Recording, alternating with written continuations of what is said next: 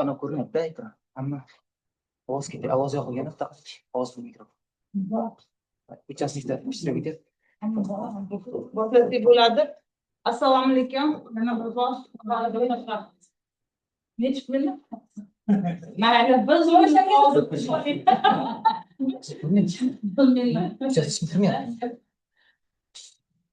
yaxshi keldinglarmi? Demak, bugungi majlisimiz bir martalik ilmiy kengash O'zbekiston Respublikasi Oliy ta'lim fan va innovatsiya vazirligi huzuridagi Oliy attestatsiya komissiyasini 25-yil 11-iyuldagi 660 sonli taqdimnomaga muvofiq bir martalik ilmiy kengash 13 kishidan qilib tasdiqlangan. Hozir hamma kengash a'zolari bor. Shu jumladan ikkita bitta ixtisoslik 020001 hamda 020012. Bugungi majlisni kun tartibi Toshpo'latov Xurshid Shukurovichni 020001 nolgan kimyo hamda 020012 nano kimyo, nano fizika va nanotexnologiya kimyo fanlari bo'yicha ixtisosligi bo'yicha bajarilgan quyosh elementlari uchun mis-1 komplekslari va peroksid kvant nuqtalari sintezi va fotokimyoviy tadqiqot mavzusidagi kimyo fanlari doktori DS dissertatsiya ishini himoyasi ish Sharaf Rashidov nomidagi Samarqand davlat universiteti nolgan kimyo va materialshunoslik kafedrasida bajarilgan. Ilmiy maslahatchilar kimyo fanlari doktor professor Nasimov hamda kimyo fanlari doktor professor Jingbin Senk. Rasmiy opponentlar kimyo fanlari doktor professor O'zmurodov Olim Nalbekovich, kimyo fanlari doktor professor Qodirova Zuhra Chingizovna hamda kimyo fanlari doktor professor Mahesh Kumar. Yetakchi tashkilot O'zbekiston Respublikasi Fanlar akademiyasi umumiy va nolgan kimyo instituti. Kun tartibi bo'yicha savollar, takliflar bormi? Yo'q bo'lsa tasdiqlab berishlarini so'rayman. Kim rozi bo'lsa, rahmat. Qarshilar, betaraflar yo'q. Bir ovozdan kun tartibi tasdiqlandi. Endi bugungi ishimizni boshlaymiz va kun tartibiga binoan ilmiy talabgorning shaxsiy ishlari bilan tanishtirish uchun so'zni ilmiy kengashimiz kotibiga beriladi. Marhamat. Assalomu alaykum, hurmatli ustozlar. Toshpo'latov Xurshid Shukurovich 1982-yilda Samarqand viloyati Qo'shrabot tumanida tug'ilgan, millat o'zbek, ma'lumoti oliy. 1999-2003-yillarda Samarqand davlat universiteti talabasi, 2003-2005-yillarda Samarqand davlat universiteti magistranti, 2011-2013-yillarda Germaniya Leipzig universiteti va Fransiyaning Lille universiteti magistranti, 2005-2010 yillar davomida Samarqand davlat universiteti aspiranturada aspiranti, 2012-yildan 2021-yilgacha gazli muqta karbonat angidridni aniqlovchi selektiv usullarni sensorlash 2012-yilda gazli muqta karbonat angidridni aniqlovchi selektiv usullar va sensorlar yaratish mavzusida nomzodlik dissertatsiyasini himoya qilgan. 2008-2009-yillarda Xitoy Xalq Respublikasi Simen universiteti katta ilmiy xodimi, 2021-yilda AQSh Texas shtati Texas universiteti kimyo fakulteti stajirovka o'tagan. 200 dan ortiq ilmiy ishlar muallifi, qator xalqaro va respublika anjumanlar ishtirokchisi, oilali 3 nafar farzandi bor. Dissertatsiya mavzusi quyosh elementlari uchun mis-1 komplekslari va peroksid kvant nuqtalari sintezi va fotokimyoviy tadqiqotga bag'ishlangan. Dissertatsiya bajarilgan tashkilot Sharaf Rashidov nomidagi Samarqand davlat universiteti ilmiy maslahatchilar professor Nasimov va professor Zeng Jingbin. Dissertatsiya mavzusi bo'yicha 40 ga yaqin ilmiy shulardan tavsiya etilgan jurnalda 12 ta maqola, jumladan 6 ta respublika, 6 ta xorijiy jurnalda nashr etilgan. Dissertatsiya ishining dastlabki muhokamasi 2025-yil 25-aprelda Samarqand davlat universitetining organik kimyo va materialshunoslik kafedrasining 9 sonli kengaytirilgan majlisda muhokama qilingan. Yig'ilish bayonnomasi majlis raisi professor Norqulov tomonidan imzolangan. Samarqand davlat universiteti rektori Xalmurodov tomonidan tasdiqlangan. Taqrizchilar Abdurahmonov va professor Hajali Nejev o'g'li. Toshpo'latov tomonidan kimyo fanlari doktori ilmiy darajasini olish uchun bajarilgan dissertatsiya ishi Mirzo Ulug'bek nomidagi O'zbekiston Milliy universiteti huzuridagi DSK 03-30-12-2019 K01 raqamli ilmiy kengash qoshidagi 020001 organik kimyo va 020012 nano kimyo, nano fizika va nanotexnologiya ixtisosliklari bo'yicha bir martalik ilmiy seminarda muhokama qilingan. Muhokama 2025-yil 28-iyul 1-sonli majlis. Taqrizchilar professor Daminova va professor Berdimurodov. Majlis raisi, ilmiy seminar raisi Kadirova tomonidan imzolangan ilmiy ishlar va innovatsiyalar bo'yicha prorektor Ergash tomonidan tasdiqlangan. Ilmiy seminarda Toshpo'lat Xurshid Shukurovich dissertatsiya ishini himoyaga tavsiya etilgan. Dissertatsiyaning muhokama davrida ko'rsatilgan kamchiliklar inobatga olingan va tuzatilgan. Dissertatsiyasining e'loni 2025-yil 2-sentyabrda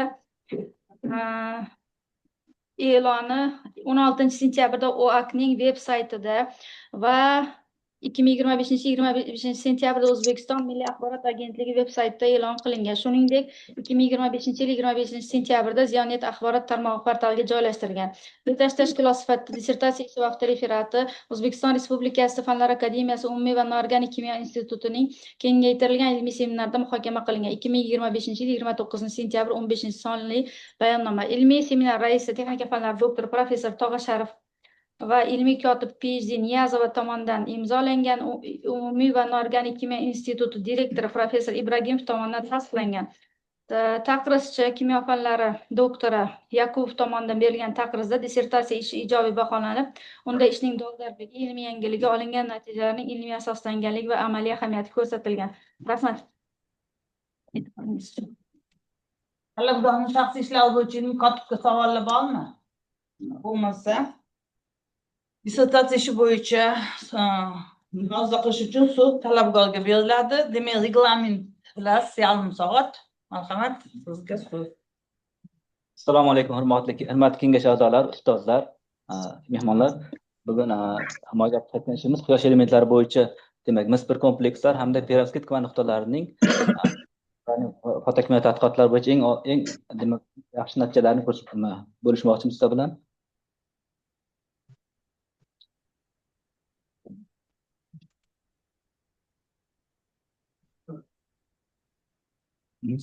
Demak, ishning demak dolzarbligi juda demak hammamizga ma'lumki, keyingi paytlarda o'sha butun o'sha global muammoda bittasi bu energiya inqirozi bo'lib, uni yumshatish bo'yicha bir qancha taklif qilingan. Shulardan bittasi quyosh elementlari, fotovoltaik elementlari texnologiyasi hisoblanadi, ya'ni PV texnologiya.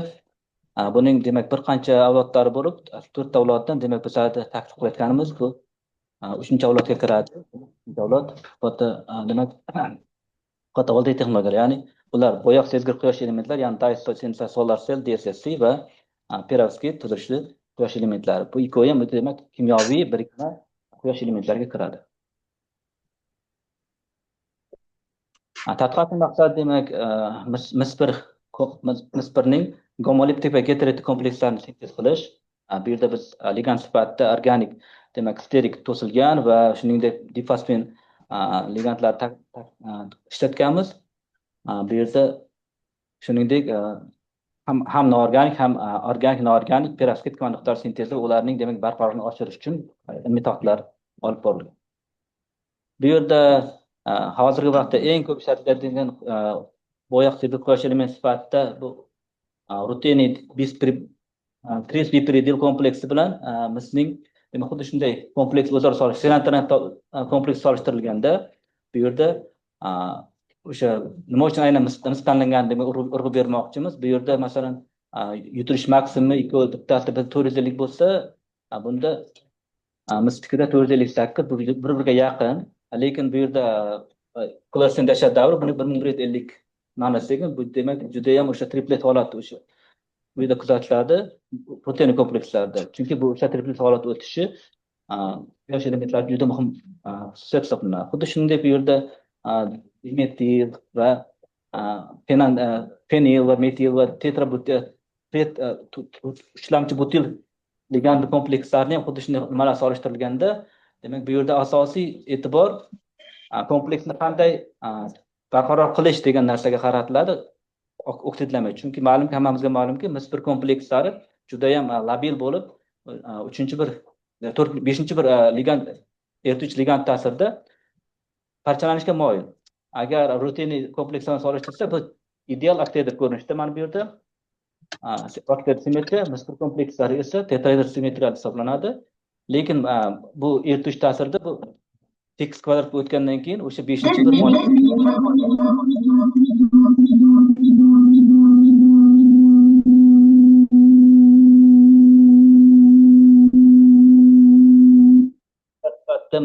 mispirning demak gomolektik va heterolektik komplekslar sintezi qo'yilgan. Demak gomolektik kompleks deganda bir xil ligandli va heterolektik deganda demak aralash ligandli komplekslar. Ularning fotokimyo xoslatlari asosan elektron yutilish va nurlanish, ya'ni fluoressens, luminesens zamonaviy kvant mexanik nazariy usullar yordamida biz o'sha ko'proq Gaussian 16 paketdan foydalanganmiz, ularning xoslatlarini o'rganishdir. Shunda ularning sintez jarayonini maqbullashtirish va shuningdek ularning eng yaxshilarini bo'yoq sezgir quyosh elementlar sifatida, sensibilizator sifatida ishlatishni xuddi shunday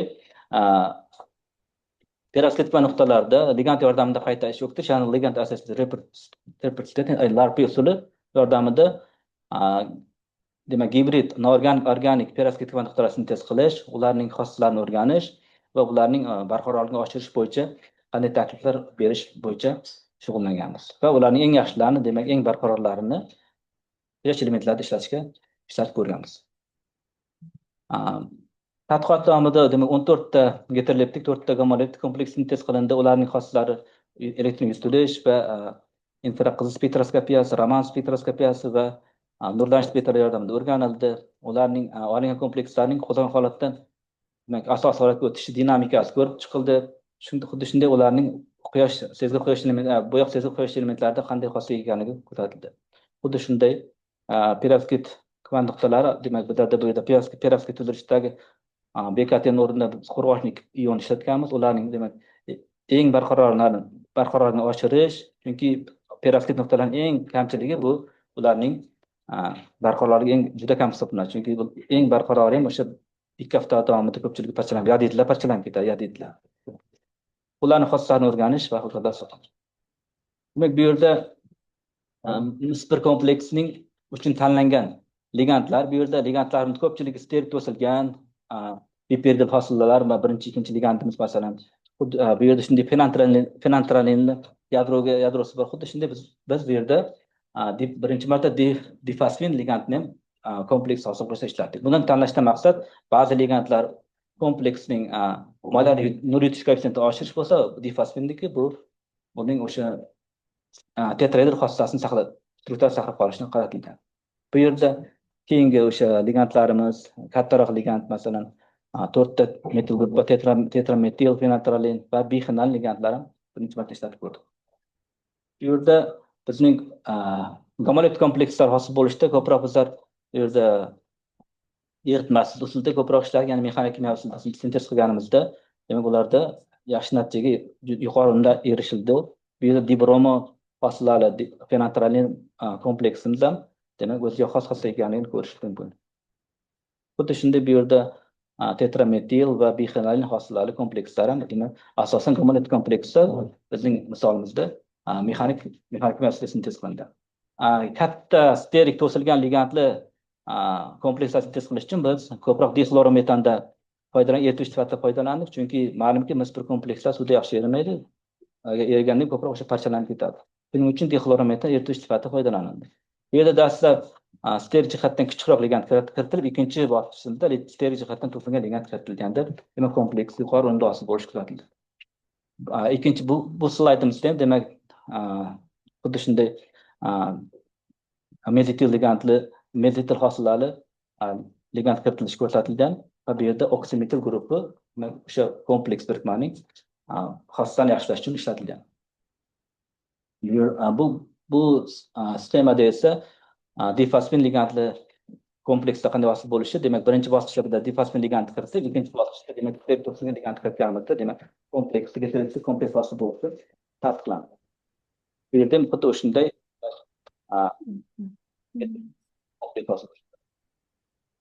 komplekslarning quyosh elementlarida xoslaslarini o'rganish uchun demak bizlar lipid mattaga bog'liqlikni ko'rib chiqdik. Bu bog'liqlik ikkita fizik atalga asoslanadi. Birinchisi bu dielektrik epsilon bo'lsa, ikkinchisi nur sindirish ko'rsatkichi, ya'ni refraktiv indeksga asoslanadi. Bu ikkita xosla kompleksga turlicha ta'sir qiladi. Masalan, nur sindirish demak elektron sindirishdan qancha katta bo'lsa, demak stok shuncha katta bo'ladi. Nursiz ko'rsa teskari ta'sir qiladi. Bu yerda ikkovini demak formula asosida ishlasak, erituvchi qutbli funksiyasi kelib chiqib, o'shanga qarab kompleksda zaryadlar qanday ajraladi? Chunki har qanday quyosh elementlarini tayyorlashda, birikmani tayyorlashda sensibilizatorda zaryad ajralishi katta bo'lishi kerak. Ya'ni manfiy bilan musbat, ya'ni elektron ajralishi va o'rnida o'sha kavak paydo bo'lganda, o'sha ikkovidan maksimal uzoqlashganda ko'proq o'shanaqa modda. Bu yerda musbat kompleks tetrakis asetanitril geksaftorfosfat mis1 prekursor sifatida olingan va u prekursorning turli erituvchi xoslaslari o'rganilganda, ko'p erituvchi agar molekulasi ko'proq qutbli bo'lsa, juda tez almashib, boshqa olib kelish kuzatilgan.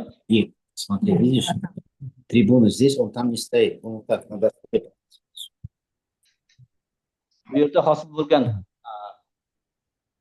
kompleksning demak Raman spektri ko'rsatilgan. Raman spektrlaridan maqsad olish, demak bu yerda 483 nanometr atrofida metal ligand bog'ini demak tebranishasidan ko'rish mumkin, chunki bular IQ spektrda ko'rinmaydi. Bu haqiqatan o'sha metal bilan orasida bog'liq bo'lganini ko'rish mumkin. Kompleks hosil bo'lgani. Bu yerda hosil bo'lgan gomolektik kompleksning Telefon включите. kompleks elektron yutilish spektri kuzatilganda, demak o'ziga xos kompleks hosil bo'lganligini, ya'ni barcha yutilish maksimumlar demak MLCT, ya'ni metalda ligandga zaryad ko'chishi xarakteriga ekanligini ko'rish mumkin. Agar kompleks beqaror bo'lganda ko'proq o'sha ligand, ya'ni LC markazlashgan ultrabinafsha sohada maksimumlar paydo bo'lishi kerak edi, lekin bizda kompleksimizda asosan o'sha ko'rinadigan sohada paydo bo'lganini ko'rishimiz mumkin. Chunki quyoshning maksimum o'sha 500 nanometr atrofida, kompleks ko'proq o'sha yaqin infraqizil sohada ko'proq nur yutsa, o'sha kompleksning foydalanish koeffitsiyenti yuqoriroq bo'ladi. Bu yerda turli komplekslarning taqiqlangan hudud kengligi, ya'ni bandgap energiyasi, bandgap energy deyiladi. Bu o'shaning hisoblanganda ko'pchiligi bevosita o'tishli ekanligini, ya'ni demak valens soha bilan o'tkazgan soha bir-biriga demak vertikal joylashganini ko'rishimiz mumkin. Bu yerda o'sha kompleks 281 elektron voltli, ya'ni o'sha ko'rinadigan sohada nur yutishni ko'rish mumkin. Bular hammasi diffuse reflectance spektroskopi, ya'ni diffuse active spektr yordamida o'rganilgan. Olingan komplekslarning haqiqatan shunaqa kompleks hosil bo'lganini tasdiqlash uchun biz asosan ikkita usuldan foydalanamiz. Birinchisi bu termik analiz, ikkinchisi infraqizil spektroskopiyasi. Termik spektroskopiyada ko'rganimizda buni komplekslarimizda o'ziga xos, ayniqsa o'sha yadromiz penantralin bo'lganda termik parchalanish o'ziga xosligini ko'rish mumkin. Bu yerda asosiy yo'qotish, bu yerda demak bu yerda bog'langan asetonitlar 270 gradus atrofida, keyingimiz ikkita birdaniga nima penantral molekulalarning chiqishiga to'g'ri kelsa, keyingi kamayish esa mis1 geksaftoritning demak parchalanib misftorit va P5 fosfor pensaftorit molekulasi parchalanganiga to'g'ri keladi. Ikkinchi bir molekulamiz, ayniqsa bizlarda tiasinat ligandli kompleksimizda juda bosqichlar ko'tarib, chunki bu yerda sekin bosqich ligandlarning chiqib ketishi, chunki bu yerda bizda 3 xil ligand bor. Chiqib ketish natijasida bu yerda yana bir keyingi bir bu yerda massa yo'qolishi mis1 ftoritning disproporsiyalanib mis2 ftorit va misga parchalanishgacha bo'lishini ko'rib o'tdik. Bu yerda heteroptik komplekslarning o'sha yuqoridagi lipid mattaga bo'yicha qanaqa fotokimyo xoslasini ko'rganimizda o'ziga xos, demak ikkinchi heteroptik kompleksda o'ziga xos, demak bu yaqin infraqizil sohada juda o'ziga xos bir yutilish borini ko'rish, nurlanish spektrini ko'rish mumkin. Bu degani aynan o'sha kompleksimizda demak fosforessensiya xossasi bo'lganini ko'rish mumkin. Bu esa mis1 kompleksdan xuddi shunday o'sha anal tuzilish komplekslarda demak xuddi rutinaga o'xshagan taqiqlangan o'tishlar bo'lishini ko'rishimiz mumkin. Lipid mattaga bog'liqligida qaraydigan bo'lsak, Bu yerda ikkinchi geterativ ikki kompleks juda o'ziga xos, chunki bu yerda lipid moddaga bog'liqligi manfiy qiyalikka ega. Barcha aslo qolganlar musbat qiyalikka ega. Bu uning o'ziga xos, ya'ni oktiloksi ligand bunaqa qo'shimchali ligandlarimiz o'ziga xos, ya'ni deaktivatsiya yo'llarini ochib berishini ko'rsatdi, o'ziga xosligini. Xuddi shuning uchun o'sha geterativ komplekslar biz ikkita sinfga bo'ldik. Birinchisi bu asosan yadro sifatida fenantralin va bipiridin yadrosi tutgan komplekslarda, demak, birinchi bosqich birinchi nur yutadi, demak, S1 eslik holatga o'tgandan keyin undan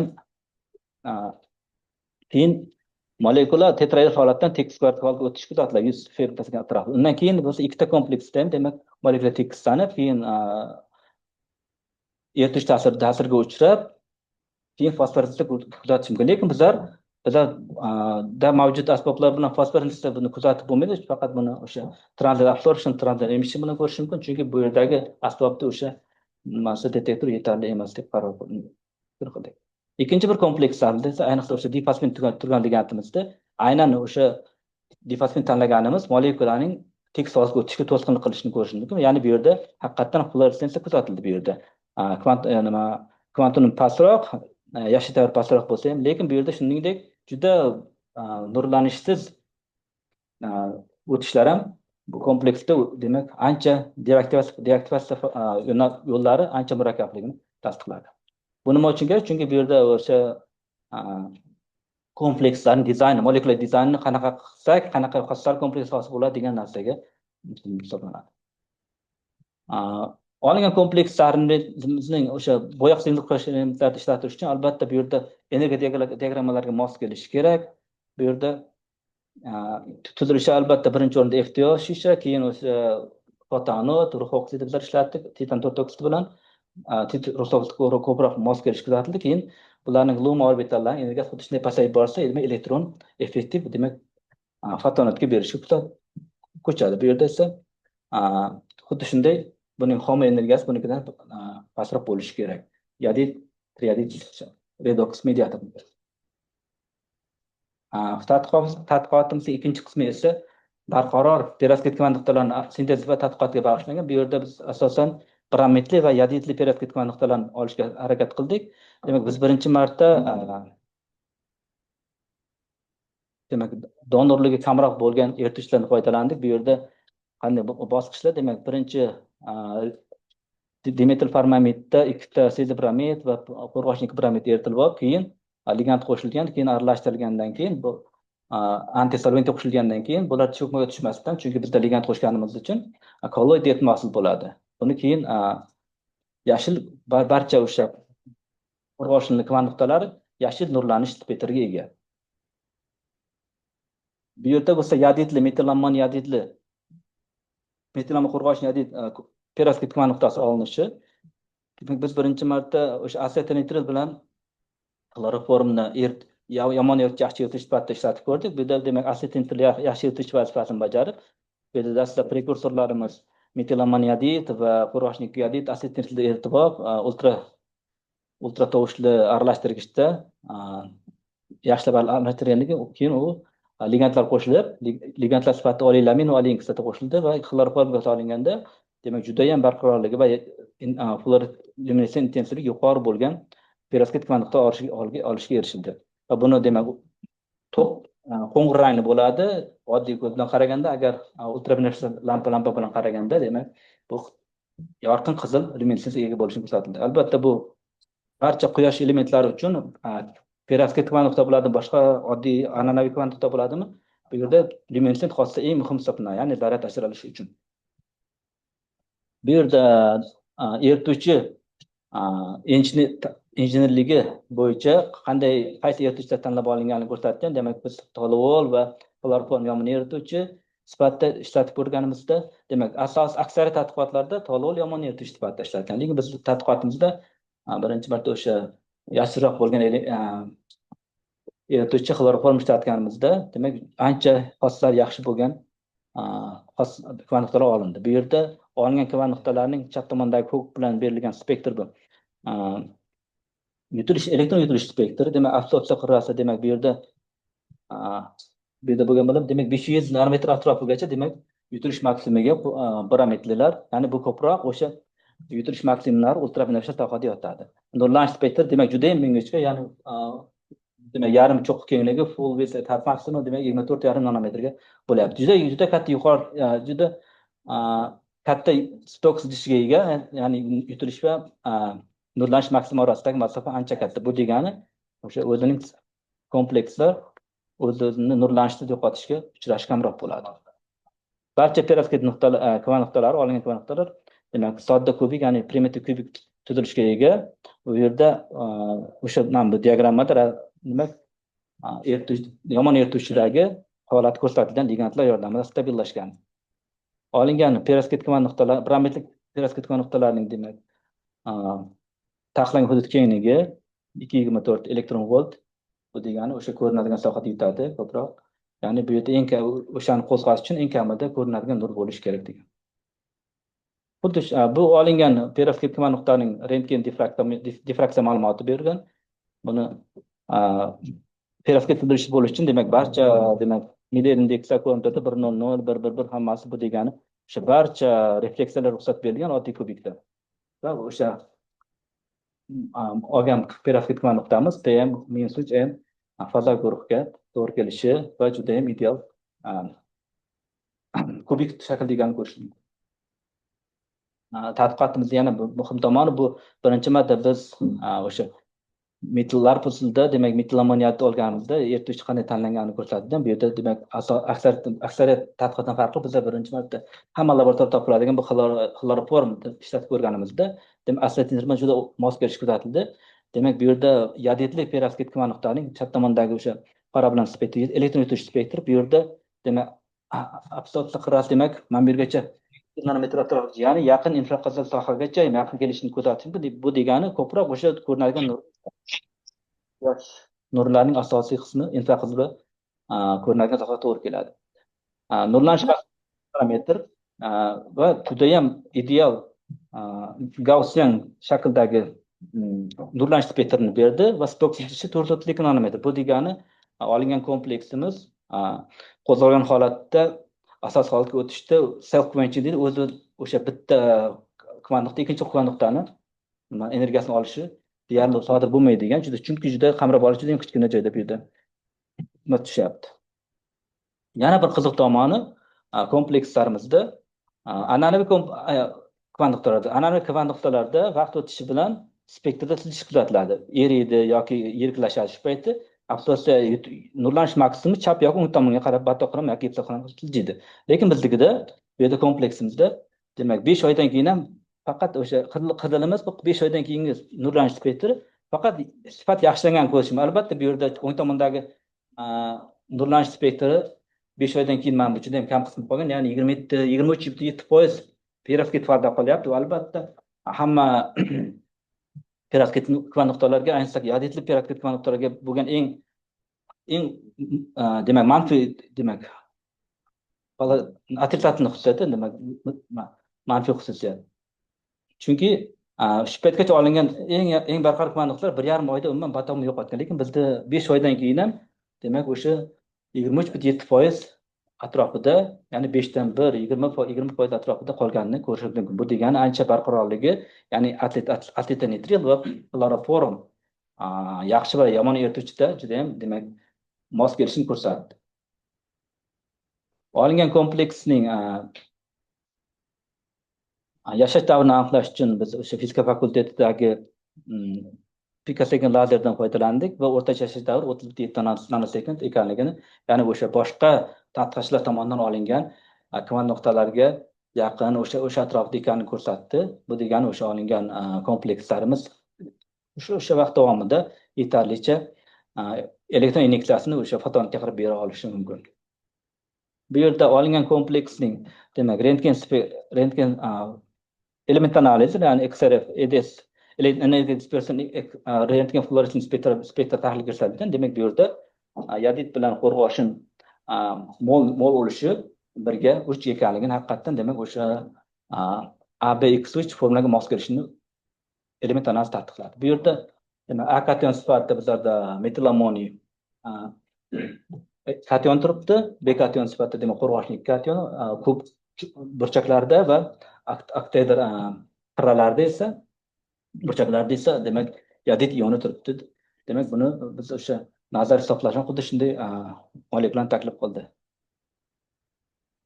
Olingan kompleksning rentgen spektr rentgen diffraktogrammasida demak barcha asosiy cho'qqilar demak 14 gradus atrofidagi hamma o'sha perovskit nuqtalar mos keladigan kubik shakldagi demak asosan shunday chiqadi. Shuningdek bu yerda 5 oydan keyingi kompleks bilan qo'rg'oshni kibramet kompleks ikkita moddani solishtirilganda demak modda vaqt o'tishi bilan 5 oydan keyin asosiy faza sifatida demak qo'rg'oshnik yodidga parchalanishni ko'rsatdi. Shuning uchun mana shu reaksiyani taklif qilyapmiz, parchalanish shunaqa modda hosil bo'ladi degan. Bu sxemada demak an'anaviy ya'ni masalan kadmiy tellur, galliy arsenid va hokazo shuningdek kremniyli kvan nuqtalari kremniyli kvan nuqtalari bilan demak perovskit kvan nuqtalarining orasidagi demak farq demak ularda chuqur tuzoq hosil bo'ladi, ya'ni bog'lovchi va bo'shatuvchi orbitlar o'rtasidagi chuqur tuzoqlar ulardagi lumensent xossani so'ndiradi, ya'ni o'sha defektlar ko'proq hosil bo'lishiga sabab bo'ladi. Perovskit kvan nuqtalarida esa bu tuzoqlar juda demak sayoz tuzoq hisoblanadi, ya'ni o'sha tuzoqlar demak faqat qo'rg'oshin va demak yodid ionning demak ikkita molekular orbitallar ikkovining bo'shatuvchi molekular orbitalda yotganligi uchun bularda o'sha tuzoqlar juda chuqur emas. Buni ma'nosi shuki, ma'lumki, masalan, istagan o'sha laboratoriyada kadmiy tellurni, galliy arsenidni, galliy nitritni olishimiz uchun eng demak analiz uchun spektral toza reagent ishlash majburmiz, ya'ni toza kremni olish uchun. Lekin bizlar asosiy tadqiqotlarni 97% reagentlar bilan 98%, 99% gacha reagent ishlatgan. Bu degani istagan laboratoriyada o'sha yetib bo'ladigan, amalga oshsa bo'ladigan kvan nuqtani olish mumkin. Mana bu shuning uchun ko'proq tadqiqotlar o'sha perovskitlarning kimyo tarafiga qaratilgan. Chunki perovskitlarda kimyo tarafda biror narsa o'zgarsa yana bir xossa kelib chiqaveradi bu yerda. Bu yerda tayyorlangan demak tandem kvant quyosh elementini tuzilishi demak bu yerda FTO shisha ustiga rux oksidi yotqizganmiz. Keyin unda L9 ligandli norgan kompleks redoks mediator sifatida bizlar bu yerda yodid triadid shuningdek kobalt tetrametil fenoletilen kompleks ishlatdik va fotokatot sifatida demak grafit ikkinchi qatlam demak FTO bilan boshlanadi, rux oksidi va ustiga metil ammoniy qo'rg'oshin yodid perovskit nuqta va grafit quyosh grafitli o'sha HTL ya'ni kovak tashuvchi qatlam yotqizganmiz. Bu yerda biz ikkita fotonot materialni sinab ko'rdik. Tadqiqotlar rux oksidi va titan oksid. Rux oksidi mos kelishga kuzatildi, chunki rux oksidida o'sha 4-chi komolet kompleksimiz o'zining fotokimyo xossasini saqlab qolganini ko'rishimiz mumkin bu yerda elektron yutish spektrlaridan. Bu diffuz aks etish spektri demak ko'rsatilgan edi. Olingan kompleks demak perovskit quyosh nuqtali kvant elementida demak grafitni mos kelishini ko'rganmiz. Chunki grafit juda arzon material, bu bilan bizlar o'sha quyosh elementlarini tayyorlaganmizda o'sha yetarlicha kvant unumini demak berganini ko'rishimiz mumkin. Bu yerda biz ishimizda birinchi marta redoks yodid triadid redoks mediator o'rnida tandem quyosh elementlarida demak kobalt kompleksi ishlatganimizda, chunki nima uchun buni ishlashga sabab yodid triadid redoks mediator juda ham korrosiv, ya'ni o'sha ham kompleksga ta'sir qiladi, ham o'sha materiallarga ta'sir qiladi. Yodid ion korrosiv bo'lgan. Shuning uchun biz birinchi marta neytralroq moddani ishlatishga qaror qildik. Bu yerda olingan kompleksning xossalarini asli ikkita ko'rsatkichdan boqiladi. Fill faktor birinchisi, ikkinchisi bo'lsa samaradorlik, samaradorlik demak yetarlicha zaryad to'plashi, zaryadlishlik juda yuqori, demak 0.76 fill faktorga erishdik va unumi demak 18.01. Lekin masalan tandem quyosh elementlarida perovskit tuzilishlarda 33% gacha yetgan, ya'ni o'sha Quisler chegarasidan ham yuqoriga erishilgan. Lekin ularda eng qimmatbaho o'sha materiallar ishlatgan, o'sha HTL sifatida ularda petod bilan PSS ishlatgan. Bizlarda demak oddiy graf ishlatganmiz. Albatta bu yerda ko'rsatkich ancha pastroq erishganmiz, arzonroq material ishlatganimiz uchun. Xulosa sifatida demak biz ishimiz davomida, tadqiqot davomida 4 ta demak gomolitik geterit komplekslarni oldik. Gomolitik komplekslarda ko'proq o'sha mexanik kimyo sintez ishlatilgan bo'lsa, geterit komplekslarda dixlorometdan ishlatdik. Gamma volumar metallarni hisoblash uchun kvanta kimyo hisoblashlar hammasini o'tkazgan. Bu dissertatsiyada aks etgan. O'sha Gaussian 16 paketi bilan ham erituvchi ham vakuum atmosferada muhitida komplekslarni geterotik ikkinchi va gomolitik 4-chi kompleksimiz demak quyosh elementlari uchun juda ham o'sha mos kelishini yetarlicha kvantum samaradorligi, ya'ni 6.2 va 5-6% gacha samarador erishishini ko'rsatdi. Ikkinchisi o'sha ikkinchi xulosalar bu LARP usulida 8 oygacha kvantumni demak perovskit fazani saqlab qolgan barqaror yadidli kvant nuqtalar olishga erishildi. Chunki shu paytgacha olingan kvant nuqtalar hech qaysi 1,5 oydan oshmagan. Eng qizig'i hozir bizning laboratoriyamizda hali ham o'sha 1 yildan oshdi. Ma'lum o'sha elementni xossani saqlab turibdi o'sha idishdagi moddalar. Demak bu yerda 24 nanometr yarim maksimal kenglik, bu degan bunaqa olingan kvant nuqtalarni nafaqat quyosh elementlar, balki lazerlarda ham ishlatish imkoniyatlari mavjudligini ko'rsatadi. Demak, metil ammoniy qo'rg'oshining parametrli perovskit kvant nuqta 15% gacha erishgan bo'lsa, yadidlimiz 18% ga yetganligini ko'rish mumkin bir galda. Demak, ishlatgan natijalar asosida demak komplekslarimizning amalga joriy qilishi Demax Building Materials MCHda, shuningdek Navi Azot aksiyon jamiyatida ishlatilgan bo'lsa, kvant nuqtalarimiz demak Xitoyning Xinjiang Sufei Technology va shuningdek Samarqand Kvant davlat universiteti kvant markazi degan markaz ochilgan. O'sha markazda quyosh elementlari uchun bizlar tayyorlagan o'sha bizlar taklif qilgan metod bo'yicha, usul bo'yicha kvant nuqtalarni olib, ular panellar yasashyapti.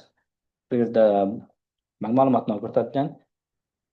Ma'lumot shuningdek biz taklif qilgan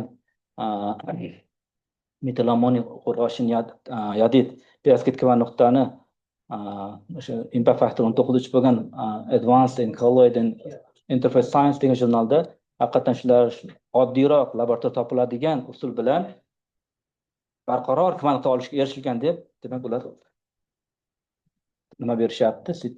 E'tiboringiz uchun rahmat. Mavzu tugadi. Mavzu bo'yicha qanday savollar bor? Marhamat. Professor Akbar hamdan so'ramoqchi.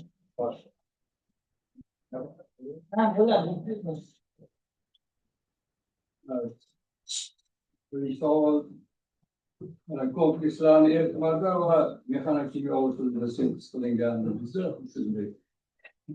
Qaysi komplekslar eritmada, qaysilari mexanik kimyo usulida perovskit kvant nuqtalar bilan qaysi komplekslarni ishlatdingiz? Birinchi savol. Rahmat savol uchun. Biz ko'proq gomoliptik komplekslarimizni mexanik kimyo usulida olgan bo'lsak, geterit komplekslarda dixlorometan eng yaxshi erituvchi deb topildi. Boshqa erituvchilarda ko'proq ular beqarorligi aniqlandi. Kvant nuqtalarga keladigan bo'lsak, kvant nuqtalarda metil ammoniy qo'rg'oshin yadid, ya'ni triadid bilan demak L9 ligandi bilan kompleksimiz birgalikda ishlatildi. Bir savol yozib qo'yibman. Perovskit kvant nuqtalar o'lchamlari qanday aniqlangan qo'yibman. SM degan naqalardan hech gapirmadingizlar. Rahmat savol uchun. Rahmat savol uchun juda o'rinli savol. Albatta kvant har qanday demak nanomaterial sintez qilgandagi uning o'lchamini aniqlash uchun SMTM eng yaxshi usul DLS Dynamic Light Scattering bu dinamik yorug' sochilishi. Lekin bizlarda asosan Scherer usulida difraktogrammaga qarab aniqlab, difraktogramma burchaklarga qarab aniqlaganmiz o'sha o'lchamini. Scherer usuli demak gilvosita usul baribir xatoga olib keladi, lekin bizlarda faqat o'sha Scherer usulida aniqladik. Ya'ni demak data o'lchamlar qanaqa chiqdi? Bu apparatdan hozir bu yoqdan ko'rsatmadi. O'lchamlar 27 bramidniki 34 nimaniki chiqadi chiqqan. Dissertatsiyada berganim. Ya'ni MA brom brom yod, masalan MAni metil ammoniyaligim hozir bizdan. Haqqari gradis qatlari shifrovkasi bo'ldi. Eman aytadi. Qanaqa bog' hosil bo'ladi metil ammoniya? Metil ammoniy bilan Bilan mana brom, yo'q. juda to'g'ri savol ustoz. Bu yerda demak, mana bu yerda metil ammoniya deb, demak bu yerda ikki xil ta'sir bor. Bu yerda ham kovalent ta'sir, ham ion ta'sir. Demak, bu yerda agar Metil ammoniya ichidami? metil ammoniy o'rtada. Bu yerda demak kovalent bog' deb bo'lmaydi. Bu faqat ko'proq o'sha kristal maydonlarga qaraydigan bo'lsa, bu yerda o'rtada ion ta'siri, o'sha kulon ta'sir bo'lyapti bu yerda. Lekin mana bu yerdagi bog'lar qo'rg'oshin bilan o'sha yaditlar, bular haqiqatdan kovalent bog'lar. Chekib qoladi. Chekib qoladi. O'lchami, kristalni o'lchami qanaqa? Kristalni qirralarini o'lchami, demak bu yadit bilan bo'lsa kattaroq bo'ladi. Kristal qirralari, chunki perovskit kvant nuqtalari 3D tuzilishdi. Chunki ananiy kvant nuqtalar sharsimon bo'lsa, 0D bo'lsa, bular 3D tuzilishli. Bular demak sodda kubik tuzilishli bo'ladi.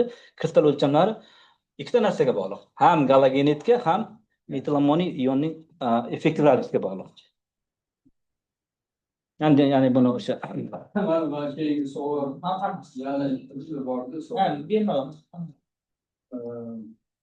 Авторитет yozib qo'yibsiz, defektiv устойчивость квантовых точек по сравнению с традиционными квантовыми точками. Shu yaxshilanyaptimi? Defektiv устойчивость deganda nimani tushunamiz? Albatta juda o'rinli savol ustoz. Bu yerda an'anaviy kvant nuqtalarda defektlarning hammasi uchraydi. Birinchisi o'sha shotki defekti bo'lsa, o'sha birorta ion tushib qolishi yoki atom tushib qoladi. Ikkinchisi, ularda antisaytlar ham uchraydi. Masalan, kadmiy o'rniga selenit kirib qolishi antisaytlar yoki ularda tugunlararo atomlar ham uchraydi defekt. Bizlarda faqat bitta bularda perovskitlarda hamma tadqiqotda faqat asosan bitta defekt uchrashi, ya'ni faqat o'sha vakansiyalar uchrashi, shotki defekti borligini ko'rsatadi. Shuning uchun bularni olish uchun juda qimmat reaktiv kerak emas. Shuning uchun o'sha ular defektga chidamligi yuqori. Defekt tolerant deb aytamiz.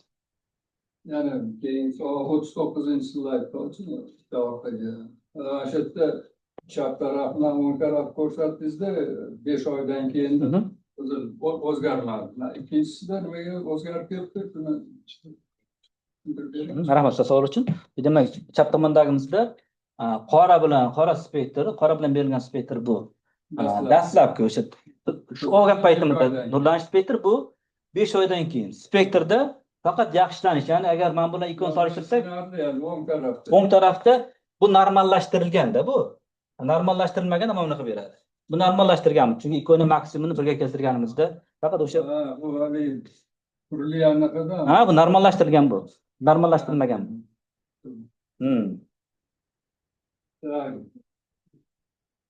Film tutgan perovskitdan foydalanamsizda, ekologik aqida film tutgan. Oldin ham savol berdim. Seminarda ham qo'sh perovskit, ekologik toza qo'sh perovskitdan foydalanib ko'rmadingizmi? Rahmat savol uchun. Albatta, eng yaxshi perovskitlar hozirgacha qo'rg'oshin ikki tutgan ion perovskitlarda. Albatta bu qo'rg'oshin juda ham zaharli modda, qo'rg'oshin ikki ioni bo'lsa juda ham zaharli modda. Lekin o'rniga hozir taklif qilinayotgan Scala 2+, Scala yana hozir qo'sh perovskitlarni bismut 3+ taklif qilyapti. Ular ancha zaharsiz, lekin ularning quyosh elementlari sifatida unumi unchalik yuqori emas. Bizlarda asosan maqsad o'sha qo'rg'oshin tutgan foydali koeffitsient yuqoriroq bo'lgan perovskit olish uchun o'shanga qaratganmizda barqaror qo'rg'oshin.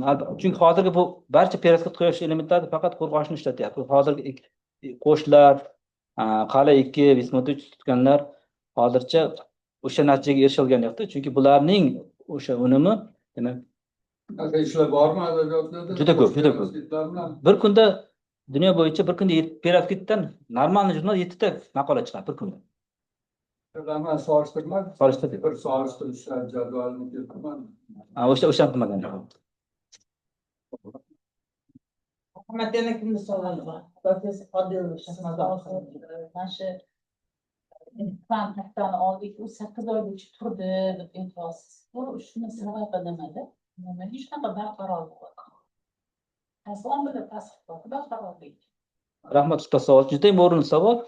Biz ishlatgan asosan biz bu yerda solvent engineering ya'ni erituvchi muhandisligiga asoslanganimizda asetonnitril yetarlicha o'sha yodid vakansiyalarni passivlashtiradigan xossadan kelib chiqadi deb nima qildik, xulosa qildik. Ya'ni mana bu yerda asetonitr molekulasi o'sha yodid bo'lmasa ham o'sha yerga joylashib olib, o'shani passivlashtiryapti degan xulosa asosida shunday qildik. Chunki ular xuddi shunaqa ishda asosiy ishlar, demak bu yerda erituvchi sifatida bular DMF va DMSO ishlatgan, dimetilformid, dimetilsulfoksid. Ularda demak 1,5 oygacha bo'lgan. Lekin bizlar aynan asetni ishlatganimizda, demak aynan o'sha yodid vakansiyalarni passivlashtiradi deb xulosa qildik. Shu uzoqroq turganini. Yana bitta savol bor. Hozir mana shu olingan mahsulotlarni nima quyosh elementlari sifatida ishlatyapmiz deb bilib, hozir qo'llanishga tavsiya qilyapsiz, to'g'rimi? Narxi qancha bo'ladi? Qimmat narsa emasmi? Konsentratsiya juda yuqori tayyorlanmaydi. Kvant markazimizga xuddi shunday metod bilan berganimizda ular qanchadir summani aytdi, unaqa katta. Masalan, toza kremniga qaraganda ancha arzon, kvant nuqtalarga ham qaraganda arzon. Buni nima? Chunki bizda 97%, 98% reaktiv bilan ishlasak bo'ladi. Lekin mana bu ananiy kvant nuqta uchun juda yuqori tozalikdagi modda kerak. O'sha 99.9 masalan uni sigma yoki merkdan sotib olish masalan qoplamaydi. Bizda 97% qo'rg'ashin yodid topiladigan, ko'p laboratoriyada topiladigan narsa. Xloroform deyarli hamma laboratoriyada bor. Asetonil deyarli hamma laboratoriyada bor. Shuning uchun bizda narxi uncha yuqori bo'lmaydi bu yerda.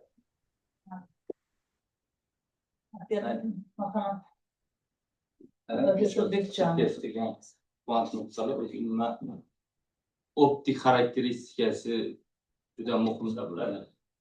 Savolim Shamdan savollarning davomi. Kvant nuqtalar o'lchami qanday ketma-ketlikda bo'ldi? Agar shu bo'lish jarayoni bo'lsa, unda band strukturalar o'zgarishi qanaqa? Kvant nuqtalarga qo'yilgan talab bor, o'sha bo'yicha informatsiya. Rahmat savolim. Juda muhim savol. Chunki bu yerda perovskit kvant nuqtalarida asosan 3ta galogen ishlatiladi. Bu xlorid, bromid, yodid. Xloriddan bromidga va hokazo yodidga o'tgan sari ularning bandgap energiyasi, ya'ni nur yutish qobiliyati orasidagi farq kamayib boradi. Qancha kamayib borsa bizga shuncha yaxshi. Chunki quyoshning asosiy spektrida IQ bilan ko'rinadigan nur ultrabinafsha sohada ishlaydigan kvant nuqtalarning unumi hech qachon 10% ga yetmaydi. Biznikida ham o'sha 1,5 elektron volt metil ammoniy yodidda chiqqan seziy qo'rg'oshin tribromid perovskit kvant nuqtaniki bundan salgina kattaroq. Chunki bu yerda seziyning termodinamik radiusi metil ammoniyga qaraganda kichikroq bo'lgani uchun albatta kichik savolim kvant nuqtani o'lchamiga qarab o'zgarishi haqida. Kvant nuqta galogenni turgan juda to'g'ri savol. Bu perovskit kvant nuqtada ananiy kvantga qaraganda farqi, ananiy kvant nuqtada qancha bir o'lcham oshib borsa qizil tomonga suzadi. Bu yerda kimyoviy o'sha galogen va o'sha A kation hal qiladi. Bu yerda o'lcham hal qilmaydi bu yerda. Ikkinchi savolim kvant unim qanaqa bo'ldi sizda? Va buni nimalar bilan o'sha kvant tochkadan, ya'ni nuqtalar o'lchami bilan qanaqa bog'liqligi bor?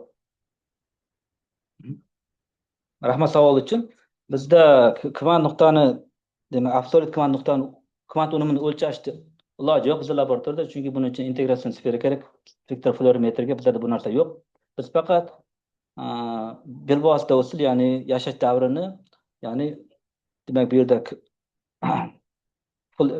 nurlanish bilan vaqt nurlanish bilan ketadigan reaksiya vaqtini bilan o'sha vaqtga bo'lganimizda topganimizda 86% atrofida bo'ldi. Bu yodidlardiki.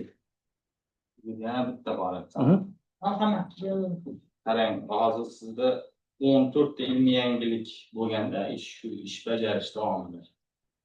Chop qilingan ilmiy ishlardan mana shu qiziqtiryapti meni 10 va 11 ish qaysi ilmiy yangilikka xos yoki siz qo'ygan qaysi vazifaga mos yoki siz xulosa qilgan qaysi bir bo'limdagi xulosaga mos keladi shu 10 va 11 mahorat. Yoki birinchi bo'limda turibdi-da bu. aniq o'sha yerda berilgan maqsadga yoki vazifaga mosmi yo'qmi shu haqida. Rahmat savol uchun. Albatta bu yerda o'sha xitoylik hamkasb bilan chiqargan, o'sha meni maslahatim bilan chiqargan maqolaga keladigan bo'lsak, bu yerda ftaritli ligand sifatida ishlatilgan moddamizning konsentratsiyasini bog'liqligi o'rganilgan o'sha ishimizda. Ya'ni o'sha ularning o'sha sensori bilan bizda mana bu tayyorlash reaksiyasida qancha demak ligand konsentratsiyasi bilan tayyorlanayotgan kvant unumining xossasini bog'liqligini o'rganish uchun aynan o'shani ko'rsatadi. O'sha Xitoy bilan chiqargan maqolamiz. Ikkinchi maqolamiz 12-chi maqola qaysi? 10 va 11-chi maqola. 11 qaysi? 11-chi maqola Rasayan albatta bu yerda demak bizlar boya ham aytib o'tdik, yodid, triodid ancha korrozif bo'lgani uchun bizlar bu yerda kobalt ishlatib ko'rdik. Chunki xuddi shunday buning demak mana bu yerda demak korrozivda, chunki yodid yonida ham korroziv. O'sha nima quyosh elementini albatta yemirishga moyil bo'lgan vazifa qo'ygan vazifaga bog'liq joiz. barqaror quyosh elementi, tandem quyosh elementi olish uchun ishlatdi. Bu yerda hozirgi chiqargan vazifalarni ham ko'rdim, hech qaysiga mos kelmaydi. Bu to'g'ri. Tandemga mos kelmaydimi? Shu tadosdan mos kelsa kerak tandemga. O'shaning uchun so'rayapman. To'g'ri. Yana savollar. Marhamat. Bunaqa bemoqchi bo'l. Zoomni yozib olgan ekanlar. Tohir aka. Ishda xloroformni yomon erituvchi sifatida LARP usulida metilamoniya qo'rg'oshin yodid sintezda qo'llash orqali luminescent xossalarni 8 oygacha saqlab qolish mumkinligi ko'rsatilgan. Sizningcha uzoq muddatga barqarorlikda qaysi fizik-kimyo mexanizmlar asosiy rol o'ynaydi? Nuqsonlarning passivatsiyasi qilishimi yoki kristallitlarning o'sishimi yoki sekinlashtirishimi? Qaysi omillar uzoq muddatga saqlanishini ta'minlab beradi demoqchilar. Albatta bu ham ta'kidlab o'tgandek, bizda defekt passivlashtirish mexanizmi, o'sha nuqsonlarni passivlashtirish mexanizmi ko'proq rol o'ynaydi. Bu yerda 8 oygacha, undan yuqori bo'lgan, uzoqroq bo'lgan davrda barqaror saqlab qolishga deb xulosa qilganmiz. Keyingi savollarda dissertatsiya 4 ta gamma va 14 ta heterolitik mis-1 komplekslar sintez qilingan hamda ularning elektron va fotokimyo xossalari, shu jumladan Lippert Mataga bog'liqliklari atroflicha o'rganilgan. Qaysi tuzilish omili, ligand turi, sterik ta'sirlar yoki donor atomlar tabiati, ko'rinishdagi yutilish, polosalarning siljishi va molyar yutilish koeffitsiyentini oshish uchun eng muhim rol o'ynaydi? Tushundingizmi? Juda to'g'ri savol. Demak, bu yerda komplekslarni dizayn qilishda biz uch xil ligandga murojaat qilganmiz. Birinchisi sterik to'silgan ligand, ya'ni juda molekula juda nima ketgan. Unaqa ligand qo'shishdan maqsad epsilonni oshirish, ya'ni molyar nurdish koeffitsiyentini oshirish. Chunki analitikada ham ma'lum, organikada ham ma'lum, qancha kompleks epsilon katta bo'lsa, bu degani o'shaning unumi kattaroq bo'ladi. Sezgirligi. Albatta o'sha anionni aniqlash uchun juda faqat shunga birinchi epsilon oshishga qaratildi ishlar.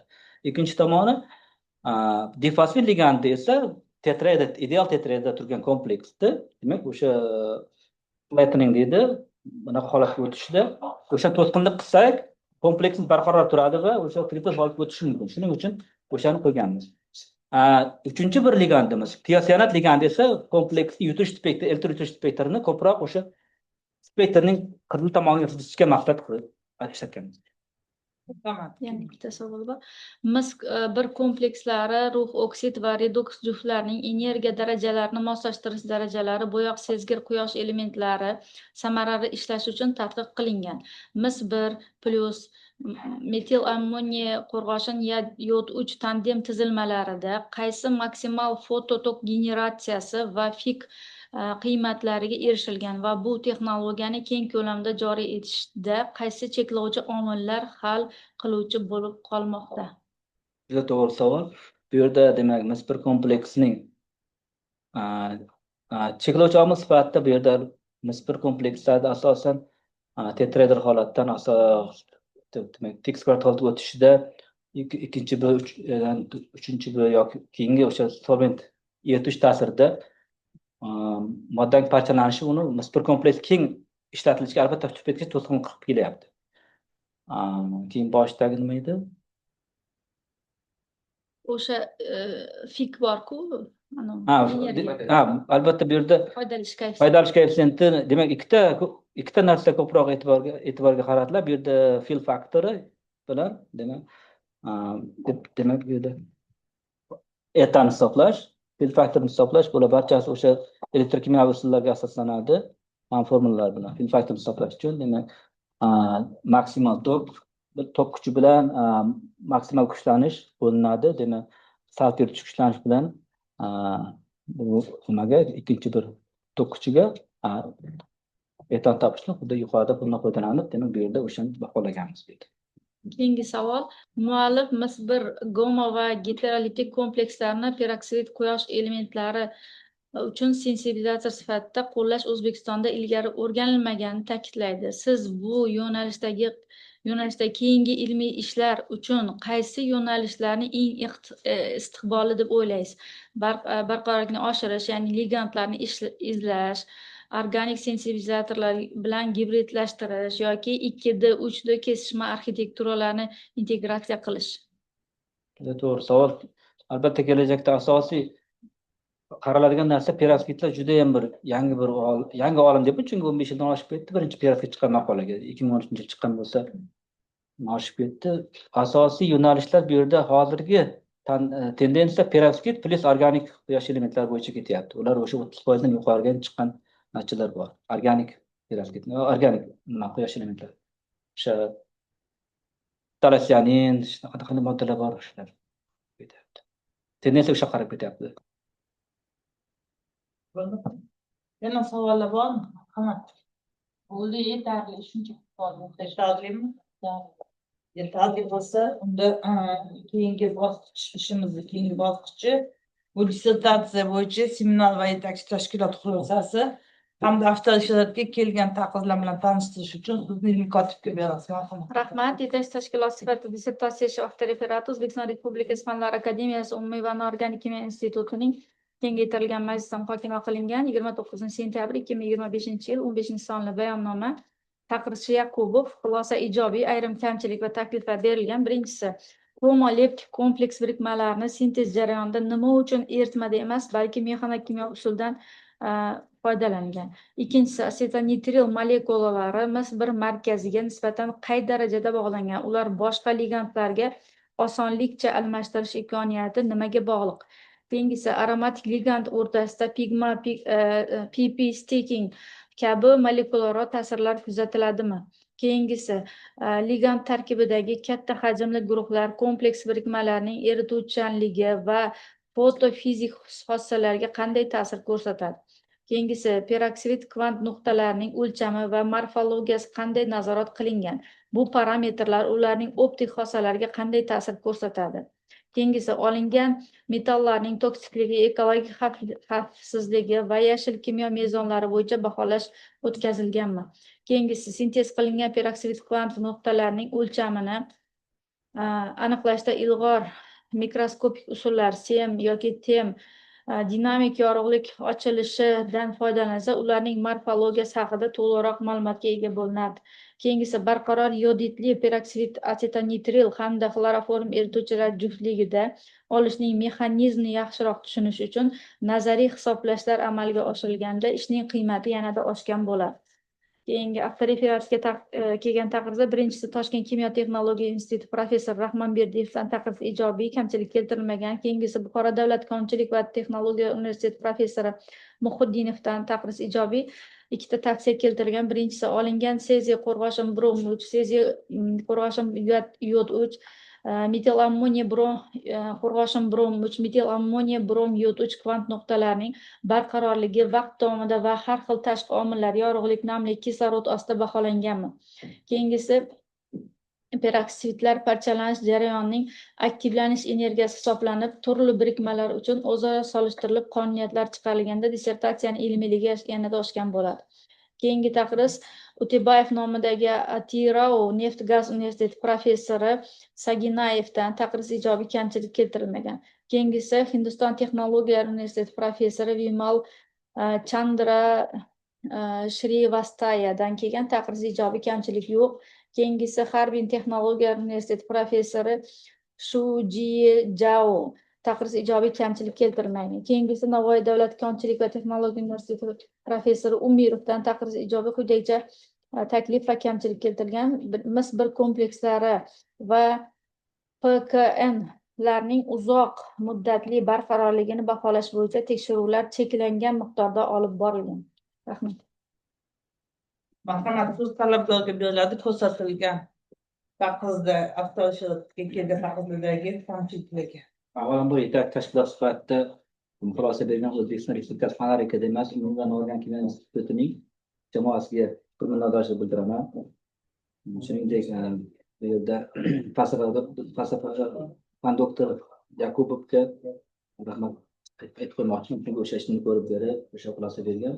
Birinchisiga javob, demak, mis bir komplekslari demak yertish molekulyarida ta'sirida demak ta'sir qilib parchalash uchun juda ham labil. Ikkinchisiga javob, asetilitr molekulasi mis bir ioniga adaptativ karnosdan bog'langan, bunday bog'lanish demak.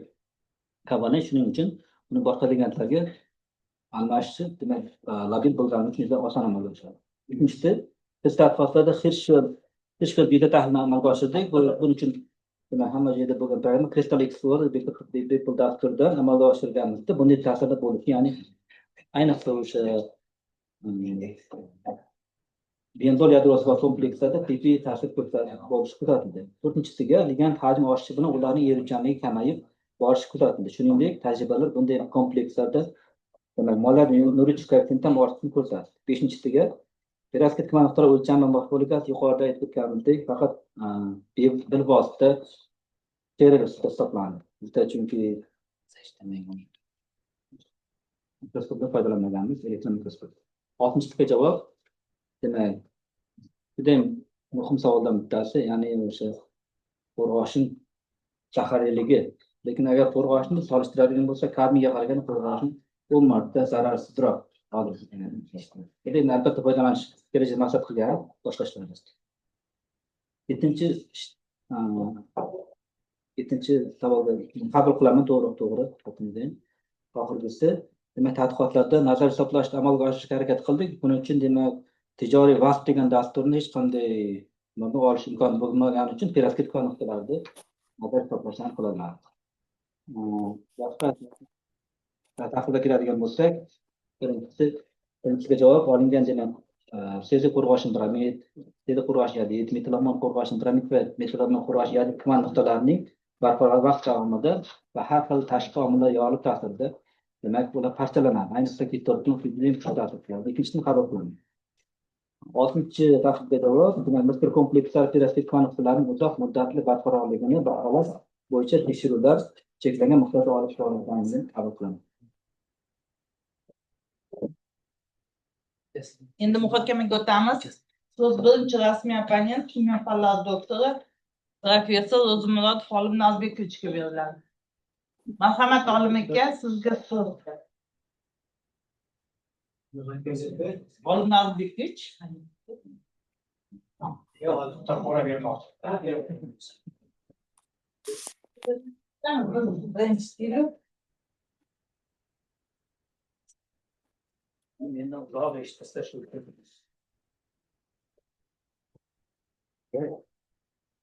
Assalomu alaykum, hurmatli ustozlar, ilmiy kengash a'zolari, raisa. Mana bugun Samarqand davlat universitetidan yana bitta tadqiqotchi, bir vaqtda nima deydi, aspirant, doktorant edi, hozir shundan mustaqil tadqiqotchi. Bu ishda uzoq yillardan beri ishlayotgan yigitni ishini eshitdik. Bu mashg'ulotga qo'shib tushiruvchi nafaqat o'zimizni shu yurtimizda, balkim xorijiy bir qator mamlakatlarda va nufuzli oliy o'quv yurtlarida ish olib borgan, bunga shubhamiz yo'q. Va albatta shu dissertatsiyani shu bir nechta ilmiy jamoalar ruknida, rakursida yoki o'sha jamoa bilan birgalikda tayyorlanganligidan dalolat berib turibdi. Endi shu haqida mana ko'p fikrlar bo'ldi. Seminarda ham savollar bo'lgan, bugun ham savollar bo'lyapti. Biz hozir mana hamkasblar bilan gaplashib turib, narsaga yechim topish kerakmidi yoki yo'qmi bilmadim. aslida ish ikki xil tartibda baholanadi deb o'ylayman. Birinchisi mavzudan kelib chiqib ishga yondashuv bo'lsa, ikkinchisi ish taxlab bo'lingandan keyin unga nom yoki mavzu berish bo'ladi. Agar bu do'stimizning dissertatsiya ishini u yoki bu turda ko'radigan bo'lsangiz, hech anaqasini topolmay men necha kundan beri ovoramanda. Qanday qilib shuni chiqarishga o'zim qiynalyapman. Sababi endi sal badiiy gapiramiz. Chunki hamma charchagan. Yo'ldan yurib kelgansizlar. Har bir narsada Kanada chegarasi bo'lish kerak-da. Ilmda ham, o'lchamda ham. Bu aytilyapti, kvant nuqta deyilyapti-da. Mana kecha mana ustozlar bilan borib, Termiz davlat universitetida ham kvant nuqtasi bo'yicha yaxshi dissertatsiya, doktorlik dissertatsiyasini eshitdik. Shu ukamiz Ishonqulov Alisherning ishida. Mana shu yerda chotki определениyaga mos va xos ish olib borganda aytayaptiki, o'lcham maksimal darajada 15 dan oshmaydi, chunki nazariyada mana shunaqa deyilgan deb tekda slaydlar ko'rsatib beryapti. Nima deydi? Iqtiboslar, silkalar beryapti. Bizga ham qiziq bo'ladi endi, garchi biz har kun buni ishlamagandan keyin to'g'ri keladi, kitob varaqlashga, adabiyot ko'rishga va shunda aytamizki, ha, haqiqatda shunday ekan. Ana endi bugun bu o'sha tush ko'rishni ishiga kelganda odam ozgina o'ylanib qoladi. Kecha Termizga borib men to'g'ri ish qilib keldimmi? Yoki bugun to'g'ri ish qilishim kerakmi deganda. O'lcham masalasi mana ustozimiz Hamdam Ikromovich to'g'ri savol berdilar. Men 100% qo'shilaman, qo'llab-quvvatlayman. O'lchamda sal ehtiyot bo'lish kerakmi deymanda. Endi domla so'radilar, bu o'lcham qanday aniqlangan, qanaqa strategiya qo'yilgan deganda, dissertant faqatgina XRD bilan cheklanib qolyapti-da. Bil'aks, XRD bu kristalning o'rtacha o'lchamini beradi. Bu hech qanaqa kvant nuqtasiga o'lcham bermaydi. Kvant nuqtasini o'lchaydigan o'zi bor yo'q, biz biladigan, biz bilmaydigan ham qancha qurilma bor. Biladigan shu, masalan deylik, o'sha yaxshi bilamiz, ana u nima deydi? Inglizchasiga aytganda endi bu kishi ingliz tilini yaxshi biladilar. Dynamic light scattering deydi. Dinamический светопрописка ruschasiga yoki dinamik nur o'tkazuvchimi, yutuvchimi shunaqa qurilma bor. Eng qulay qurilma yoki bo'lmasa bo'lsa tem bor. Mana shu ikkalasi asosida chiroyli qilib izohlanganda yanada maqsadga muvofiq bo'linadi.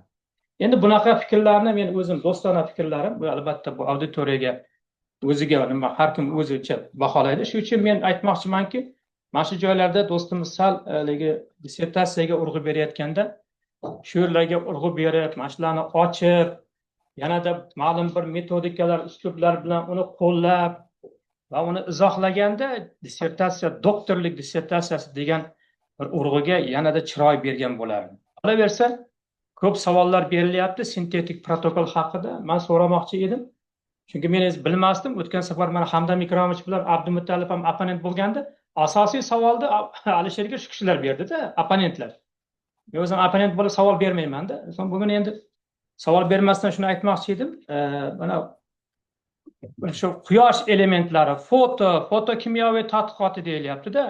Rost bunga o'tgandan keyin bu kishi urg'u beryaptiki, homo bilan loma. Okey. Bu yaxshi, lekin undan keyingisi bor. Ya'niki o'sha bu yerda ikkita narsa bor. To'g'ridan to'g'ri, bu direct va haligi nima deydi? Be va bil deymizki, vosita. Ya'ni indirectdan bor-da. Direct qanday bo'ladi, indirect qanday bo'ladi o'tishlar. Bu haqida fikr berish kerak. Rost siz fotokimyoviy tadqiqi deb mavzuni nomlayotganligi uchun dissertatsiyani. Keyin undan keyin ko'p nimani aytayapti, tovuq plot bilan aniqladim. U yerda 2.8 anaqa chiqdi, band gap chiqdi deyapti. Yaxshi, lekin bu oddiy sistema emasda. Bir tomonda kompleks birikma turibdi. Ikkinchi tomonda organonerganiskiy o'sha perovskitniy tochka turibdi va undan keyin sizda podloshka turibdi. Tizim binar emasda, aralash, kompleks. U holatda naskolka tovuq plot orqali aniqlash to'g'ri keladi. Buni ham bir o'ylab ko'rsa maqsadga muvofiq bo'ladi. Bunaqa fikrlar menda bisyor. Men bu do'stimizga ham juda ko'p materiallarni berganman. Keyin yana bitta narsani aytmoqchi edim. Bu narsalar shularga urg'u berish kerak demoqchiman-da. DFT calculation bo'yicha dissertatsiyada yozilgan. Nimagadir bugun mana shu narsaga unchalik urg'u bermadingiz-da. Bu ham doktorlik dissertatsiyasida bajarilgan yoki olingan natijalarni nazariy asoslagan bo'lardi. Shunaqa narsalarga e'tibor qilsangiz maqsadga muvofiq bo'ladi. Ish haqida fikrlarim ijobiy. Haqiqatda yaxshi narsaga harakat qilgan, bekorga aytmadim. Bu nafaqat bitta jamoaning ishi, bu bir umum jamoaning ishi. Xoh g'arbda bo'lsin, xoh sharqda bo'lsin, do'stimiz shu ishlarni qilgan. Bunga shak shubham yo'q. Ilmiy yangiligi, olingan natijalarning yoritilishi, bobma-bob ishlarning ko'rilishi, bu hammasi talab darajasidan ziyod bo'lsa ziyodki, kam emas. Shu bilan birgalikda endi boblar bo'yicha men to'xtalib o'tirmayman, chunki har bir bob bo'yicha o'z fikrlarimni aytdim. Bundan keyin ham mana so'zga chiqadiganlar, mendan keyingi o'sha keladigan hozirgi mana rasmiy opponentlar ham to'xtalib o'tadi degan umiddaman.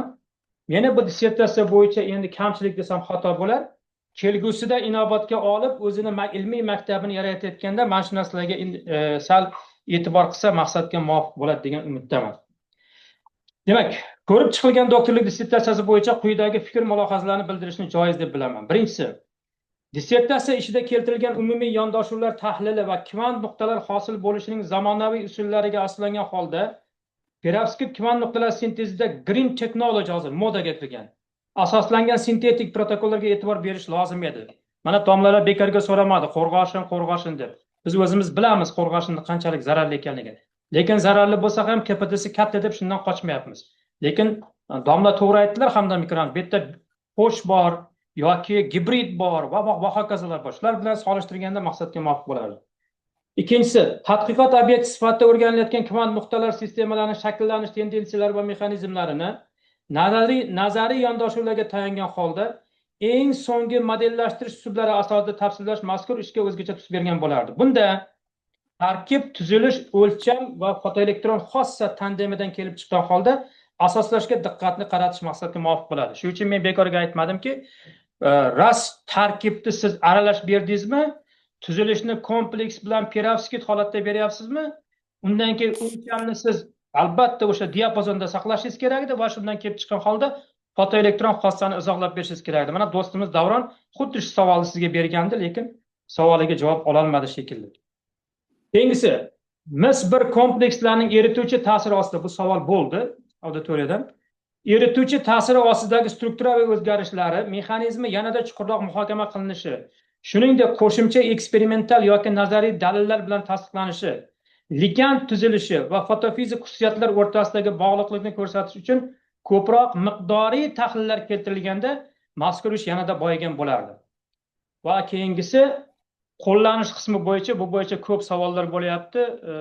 Albatta adabiyotdan kelib chiqqan holda, hozirgi kunda ishlayotgan solnishniy panellardan kelib chiqqan holda biz o'sha kvant unumiga urg'u berishimiz kerakda, tap etib osmondan olishimiz kerak emas. Ba'zi bir xatoliklar mavjud.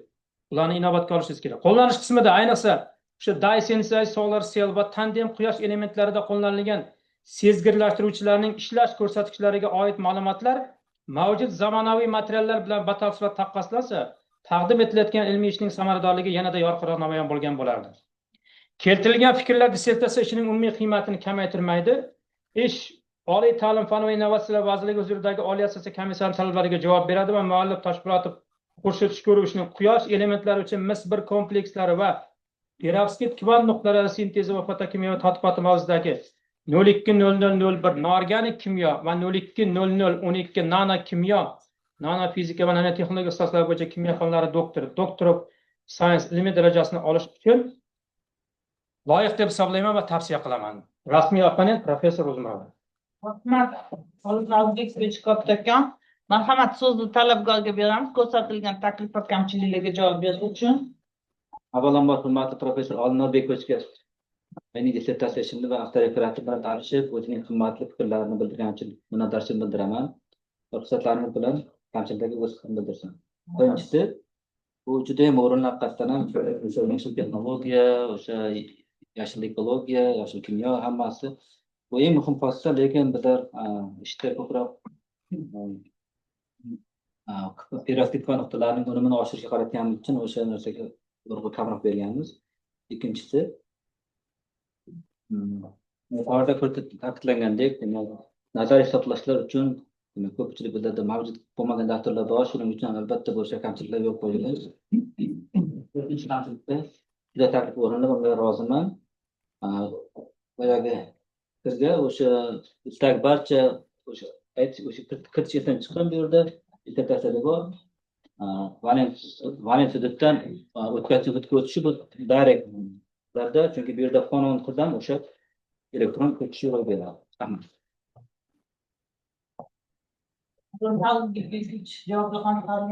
Rahmat kattakon sizga. Marhamat, endi so'z ikkinchi rasmiy opponentimiz kimyo fanlari doktori professor Qodirova Zuhra Chingizovnaga.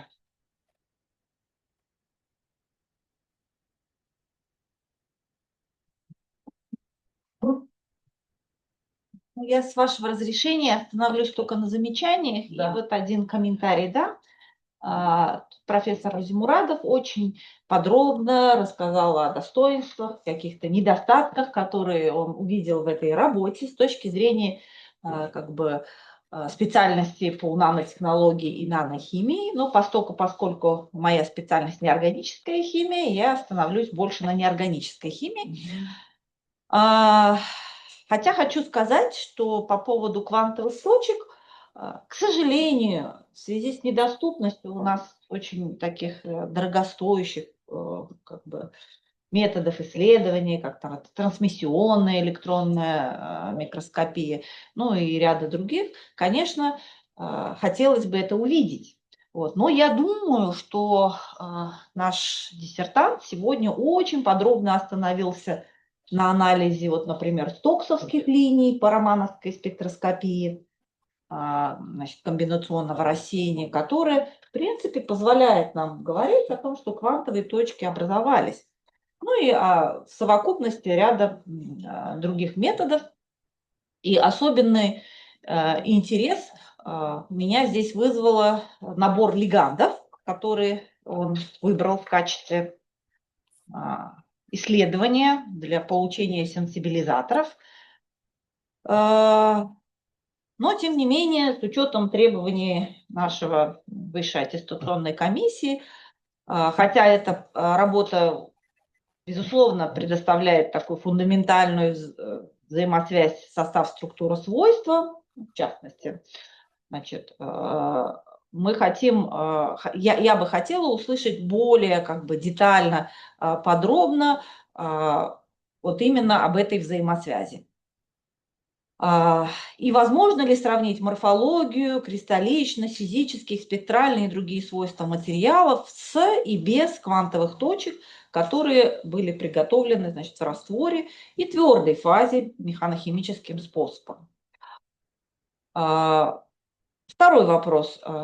Что касается мотивации для использования лигандных структур. Он использовал 9 лигандов для синтеза металлокомплексов, значит, в своей работе. И чем выбран такой вот разброс в структуре? Третье. Видели ли вы, например, феномен Оствальд-Рипни, как это по-русски, значит, ну, созревание, оствальдовского созревания для ваших материалов, который как раз приводит к изменению, там, укрупнению и, наоборот, расплавлению, да, ну, не расплавлению, растворению частиц. Значит, четвертый вопрос. Автор использовал хомолюма-анализ для расчета ширины запрещенной зоны и также тау-плот из экспериментальных спектральных данных только для одного типа лигандов. Хотелось, чтобы это было бы сделано, ну, приведено в диссертации как для гетеролептических, так и для гемолептических комплексов. И пятое, на рисунке 9 автореферата и рисунке 4.2.6 Тевиса представляется, опять-таки, вот гомо-люма-анализис гетеролептических комплексов.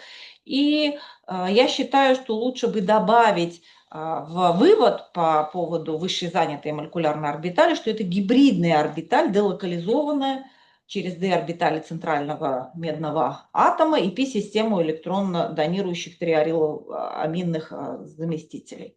Соответственно, низшая вакантная орбиталь будет частично делокализована на p-акцепторной дииминной фентралиновом, например, и ядре большого лиганда. Однако, в целом, эти мои замечания, они не влияют на научную значимость работы, на положительную ее оценку, особенно на то, что такие работы начали появляться у нас в Узбекистане, и именно связывать неорганическую химию и нанотехнологии. Это очень большой прогресс, потому что это новое направление в материаловедении, и такие прорывные работы сейчас во всем мире делаются. Его методология вполне может быть применима и не только для таких немножко вредных свинцовых, да, перовскитных материалов, ну, например, для висмутовых материалов, ну, или другого типа материалов, основанных не на таких токсических перовскитных матрицах. Ну, и в целом я считаю, что и диссертант, и диссертация вполне соответствуют требованиям Высшей аттестационной комиссии, предъявляемые для ДСК диссертаций, и по специальностям 020001 и 020012. Спасибо. Спасибо, Gulzor Chingizovna. Marhamat, so'z talabgor bo'ladi ko'rsatilgan. Я поблагодарю профессора Gulzor Chingizovna. Если вам удобно, я на английском и на узбекском. Как вам удобно? Потому что мой русский не так грамотный был. На английском можно? На английском можно, да? Marhamat. Английском или на узбекском? Как вам? Потому что я изначально написала на английском, потом мы перевели на узбекский, а потом решили, что, наверное, лучше на русском. К сожалению, мой русский не так грамотный. Да. Но это очень хорошо, потому что диссертант, это вот тоже показывает уровень, он прекрасно владеет английским языком, это действительно вот как бы...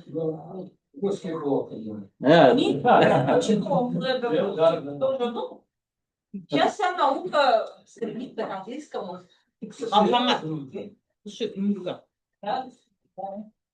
First, indeed, in material science, composition, structure, property, activity, etc. are very important. The dissertation addresses several relations such as solvent defect and defect stabilization via coordination of defect in intercept quantum dots. In our research, we only use solvent-based method of preparation. Second, bulk ligands were selected in order to increase the molar sorptivity.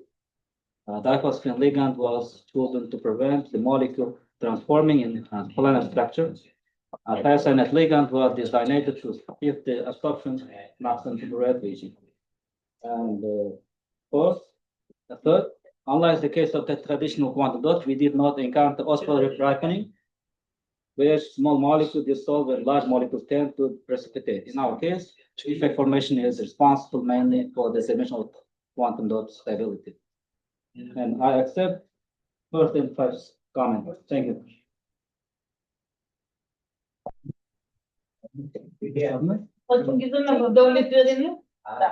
Спасибо. Спасибо. Demek so'z uchinchi rasmiy opponent kimyo fanlari doktori professor Mahesh Kumarga beriladi. Marhamat. Mahesh Kumar, please read your review. Mahesh Kumar.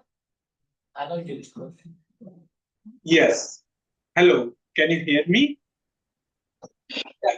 Hello. Yeah. So, Dr. Khurshid, Sukhawovic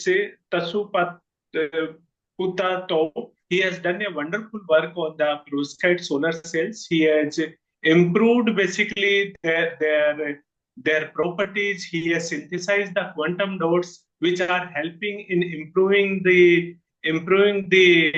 solar cells efficiency basically. And these solar cells basically we can use for the. He has established the process basically to, for example, in the current slide, he has reduced the reflectance and improved basically their sensing this detection properties. So he has done a wonderful work from the synthesis to device fabrication, and that is very useful for the society to reduce the basically to reduce basically the oil that we are using and use the renewable energy sources. So I think he should be awarded for this degree of DSC basically. So yeah, that's all from my side.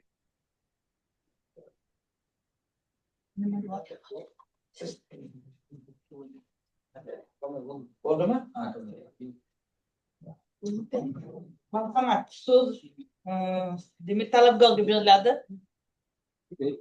First of all, I would like to express my gratitude to Professor Mahesh Kumar for reviewing my dissertation and abstract and expressing his valuable opinion. With the permission, I would like to comment on the recommendation mentioned. First, in the study, we mainly focused on inorganic perovskites because of the superior quality. Second, indeed, we should study the property of methylammonium that had a perovskite quantum after 5 months. Surprisingly, they maintained the perovskite until now. And first and third, I accept. Thank you. Yeah, thank you. Yo'q, bular qoniqarlimi? Tarjima qilib ber endi. Have you satisfied my comment? Your microphone is okay. Have you satisfied, Professor? You are asking me? You are. Have you satisfied? Sorry, there is a confusion. Yes. Okay. Yes. Thank you. Yes. Yes. Yes, thank you. Tushunarli. Demak, endi munozaraga o'tamiz. Dissertatsiya ishi bo'yicha kim so'zga chiqmoqchi? So'zga chiquvchilar bormi? Bitta Tohir aka yozib beribdilar. Vыступлениyalarni shundan boshlaylik. Marhamat. Xurshid Tashpo'latovning ishi yuqori ilmiy taassurot qoldiradi va jiddiy chuqurlik bilan ajralib turadi. Tadqiqot mavzusi mis bir komplekslari va peroksid kvant nuqtalarini quyosh elementlari uchun sintez qilish, zamonaviy dolzarb va jahon fotoenergetikasidagi ilg'or yo'nalishlardan biridir. Muallif fizik-kimyoviy jarayonlarni chuqur anglaydi, zamonaviy eksperimental va kvant kimyoviy usullarni keng ko'lamda qo'llaydi hamda fundamental natijalarni quyosh elementlarining samaradorligi va barqarorligini oshirishga qaratilgan amaliy masalalar bilan puxta bog'laydi.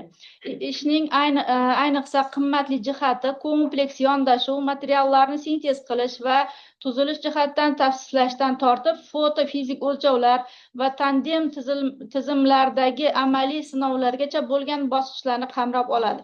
Ish global ilmiy kontekstga aniq mos keladi, xalqaro tajribaga tayanadi va shu bilan birga mahalliy fan va texnologiyalarni rivojlantirishga muhim hissa qo'shadi. Bu tadqiqot yetuk metodik jihatdan aniq va amaliy ahamiyatga ega deb baholanishi mumkin. Shu bilan birga mis bir komplekslari va peroksid matritsasi o'rtasidagi o'zaro ta'sir mexanizmlarini molekulyar darajada yanada chuqurroq kvant kimyoviy va spektroskopik modellashtirish maqsadga muvofiq bo'lardi. Bu fotoindustriyalangan zaryad uzatish tabiati haqida chuqurroq tushunishni ta'minlab, olingan natijalarning prognostik qiymatini yanada oshirish imkonini bergan bo'lar edi. Rahmat. Rahmat. Yana so'zga chiquvchilar bormi? Marhamat, Hamdam Kalamchi. Professor Akbarov. Xurshidbekka mavzular juda ham yoqdi. Haqiqatan mana Tohir aytganda o'zini chuqur anglab olgan, mavzuni juda ham chiroyli qilib gapirib berdi. Bir hafta ichida Samarqand davlat universitetidan ikkinchi fan doktorat chiqyapti, doktor science, ikkalasi ham o'xshash yo'nalishlarda, dissertatsiyasini Termizda borib qildik. U ham juda ham chiroyli ishlagan. Haqiqatdan mana oldingi opponent aytib ketganda, shu yerda juda ham kvant nuqtalarni o'lchamlari, boshqa xarakteristikalari juda ham aniq ko'rsatib berilgan-da. Bu ishda endi hali savol berdim, kvant nuqtalarni o'lchami qanaqa degan savolga 30, 32, 34 atrofida aytdingizmi shunaqa. Lekin kvant nuqta bo'lish uchun 10 gacha bo'lishi kerak, 10 nanometrgacha. Shuning uchun haligi Oğulcan etkiledi Frankfurt'taki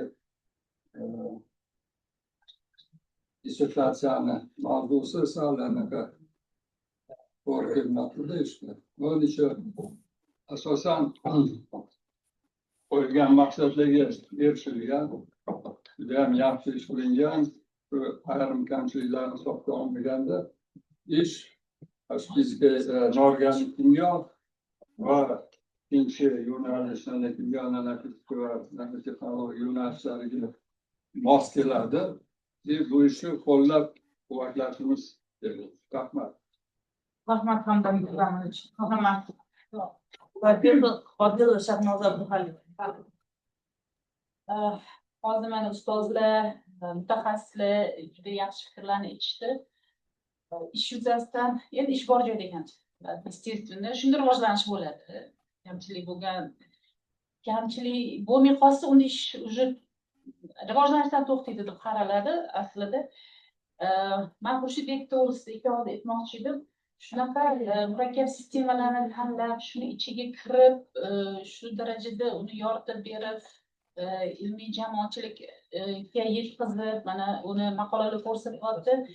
Buni Olimlar Bekovich ham ta'kidlab o'tdilar. Bu hali keng qamrovli, faqat O'zbekiston miqyosida emas, balkim chet el olimlari bilan birgalikda hamkorlikda qilingan katta nazariy hamda amaliy ahamiyatga ega bo'lgan bir chiroyli ish bo'lgan. Va shu yerda Xurshidbekni o'zini hali intiluvchanligi bitta katta rol o'ynagan deb o'ylayman. Sababi oldiga maqsad qo'yadi, shu maqsadga intilishga harakat qilib, o'zini ustida ishlab, shogirdlari bilan birgalikda haligi nina bilan qutur qalganday mehnat qilib, o'sha natijalarga erishib, mana hozir diqqatimizga juda yaxshi bir ish keldi. Men yana bir xursand bo'ladigan joyim, Xurshidbek hozir Samarqand davlat universiteti uchun birinchi noorganik kimyo ixtisosligi bo'yicha fan doktori.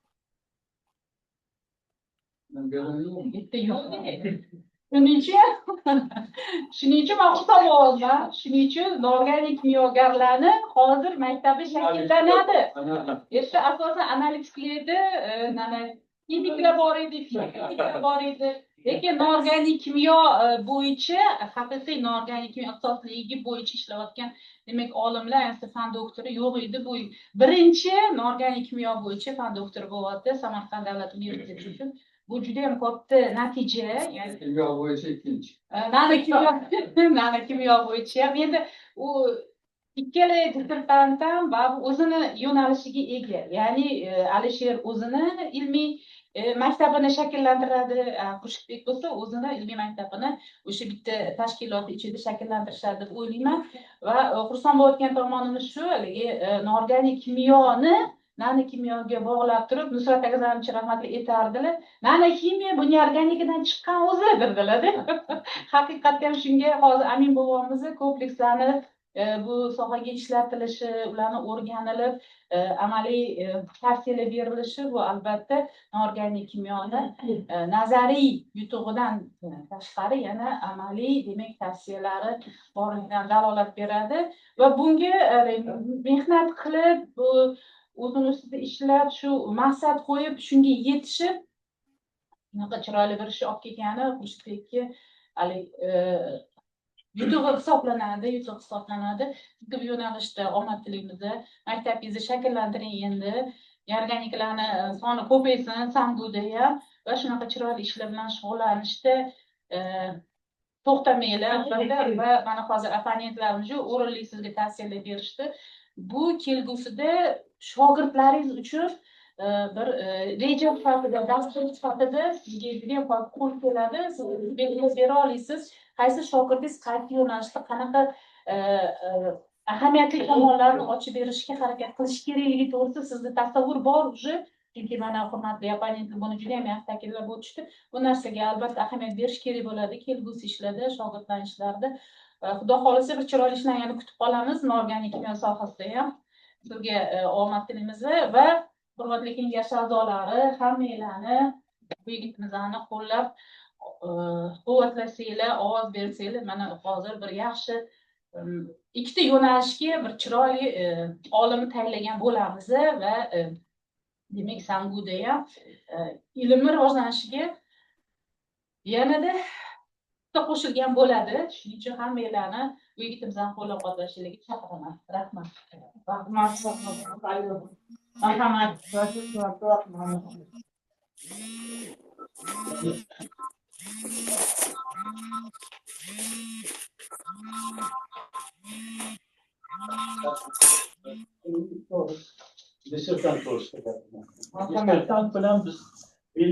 Halo.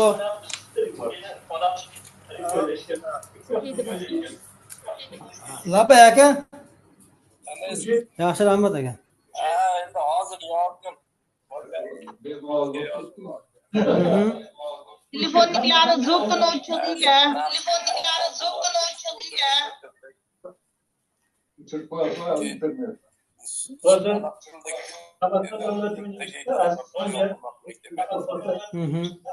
Sizdan ham so'rab qolsa shu gapda. Ha, shu bordik, u yoqqa bordik, keyin u yoqqa bordik. Mana shu asboblarda yerda rentgen ham bor, har xil spektroskopik usullar ham bor, sonografiya ham bor. Hammasini Xurshid ishladi. Mana shu yerga talabalar kelsa ham Xurshid yaxshilab tushuntirib beradi. Aspirantlar kelsa ham qo'ldan kelgancha yordamni ayamaydi hech vaqtda. Magistrlar, aspirantlar shu laboratoriyadan chiqishmaydi, hammasi kelib shu Xurshid bilan ishlab yotadi. Menimcha ish hamma tomonidan, oliy attestatsiya komissiyasi tomonidan doktor sayens dissertatsiyalariga qo'yiladigan talablarga javob beradi. Chop etilgan ishlari, ilmiy yangiliklari, amaliy ahamiyati, uni hammasi yetarlicha bor. Agar sovet a'zolari mana shu ishni qo'llab-quvvatlab ijobiy baholasa, mana hozir aytilgandek Samarqand davlat universitetiga bitta yaxshi yana kadr tayyorlab bergan bo'lasizlar, bu bilan podдержка qilgan bo'lasizlar. Rahmat. Yana so'zga chiquvchilar bormi? Zoomda qatnashayotganlar. Assalomu alaykum, hurmatli rais, mumkinmi?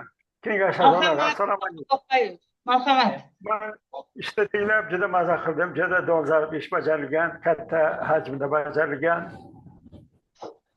Fikrlar aniq yo'lda ifodalangan, lekin bir ikkita narsadan sal e'tibor berganman. Avtoreferatda ilmiy ishlar ro'yxatida masalan indeks va darajalar degan narsalar ko'p ko'rsatilmagan, buzilgan. Nega bunaqa bo'lib qolgan? Shunday chiroyli ishga bu nima sal dag'alg'a ko'rinyapti. Ilmiy ishni yangiligi, dolzarbligi, ahamiyatiga to'liq 100% qo'shilaman. Barcha fikr bildirgan ustozlarning fikrlariga va qo'llab-quvvatlayman. Omad yor bo'lsin. Sog' bo'linglar. Rahmat kattakon. Qancha yetarli? So'z bo'lsa mumkin. Marhamat. Men O'zingiz tanishtiring. pedagogika fanlari doktori, professor Muhammadjon Quronovman.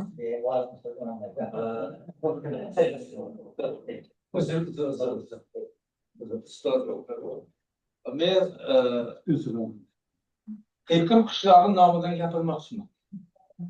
Xurshidjon Xerkim qishlog'ida tug'ilgan. Men bizni qishlog'imizda ancha ziyolilar ko'payib boryapti. Shulardan bittasi mana Xurshidjon. Men mavzudan ancha uzoqman, shuning uchun shaxsiy fazilatlar haqida gapirmoqchiman. Mana ustozga o'xshab.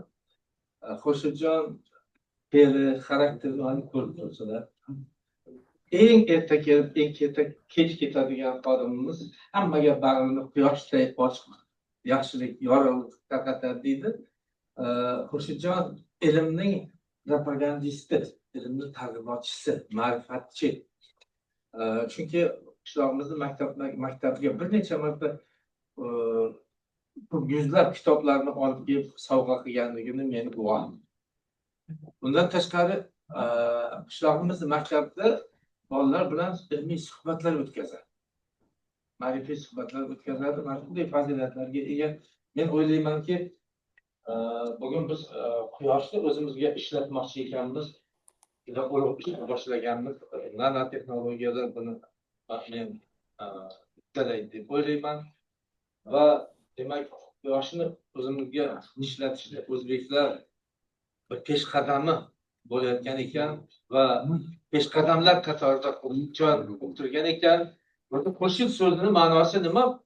quyosh deganda murshid degani quyosh degani.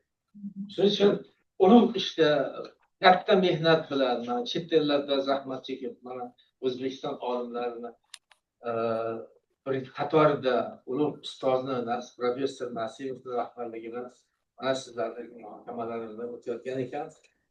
Man qishlog'imiz umuman ma'rifatparvarlar, ma'naviyatchilar tomonidan bu yigitni qo'llab-quvvatlashlarini so'rab qolaman. Rahmat. Rahmat. Endi o'zim umumlashtiradigan bo'lsam, haqiqatdan ham mana bugungi talabgorimiz olim sifatida haqiqatdan ham shakllanib bo'lganlar, chunki bugungi ishlari zamonaviy kimyoni anaqasiga to'g'ri keladi. Hozirgi kimyo fundamental kimyo qolmagan. Hozir hamma kimyo integratsiyada ketyapti. Bu yerda agar ishini ko'radigan bo'lsak, bu yerda analitika ham bor, fizikimiya ham bor, fizika ham bor, boshqa fanlar ham bu yerda bog'langan va hamma olingan natijalar zamonaviy asbob-uskunalarda olinib, hammasi tahlil qilingan. Men o'ylayman, bu ishlarni albatta rivojlantirishadi. Samarqand maktabi, to'g'rimi? Bu yana bitta yangi yo'nalish bo'ladi Samarqandda. Bu ishlarga hammanglarga omad tilaymiz va talabgorga ovoz berishinglarga chaqirib qolaman. Endi keyingi ishimiz bizani hisob komissiyasini tanlab olishimiz kerak. Kimda qanday takliflar bor? Takliflar tushdi. Demak, kimyo fanlari doktor professor Qodirova Shahnoza Abduhalilovna, kimyo fanlari doktor professor Berdimurodov Ilyos Tuxliyevich hamda kimyo fanlari doktor professor Belchanov Davron Jumazarovich komissiyaga saylashga taklif tushdi. Kim agar shu taklifga rozi bo'lsa, marhamat ovoz bersin. Qarshilar, betaraflar yo'q. Bir ovozdan qabul qilindi. Demak, hisob komissiya ishlaguncha agar ruxsat bersanglar, xulosa loyihasi hammaga tarqatilgan, o'shalarni ko'rib chiqdik va tasnifiy belgilanadi. Demak, xulosani asos kim rozi bo'lsa qabul qilishga marhamat ovoz berishlar. Tasnifiy belgilarga o'tsak endi. Standart. Demak, standart qilib tanlab olgan tasnifiy belgilarimiz bo'yicha agar kim rozi bo'lsa, marhamat ovoz berishni so'rayman. Qarshilar, betaraflar yo'q, bir ovozdan qabul qilindi. Endi tanaffus hisob komissiya ishini davom ettirmoqchi.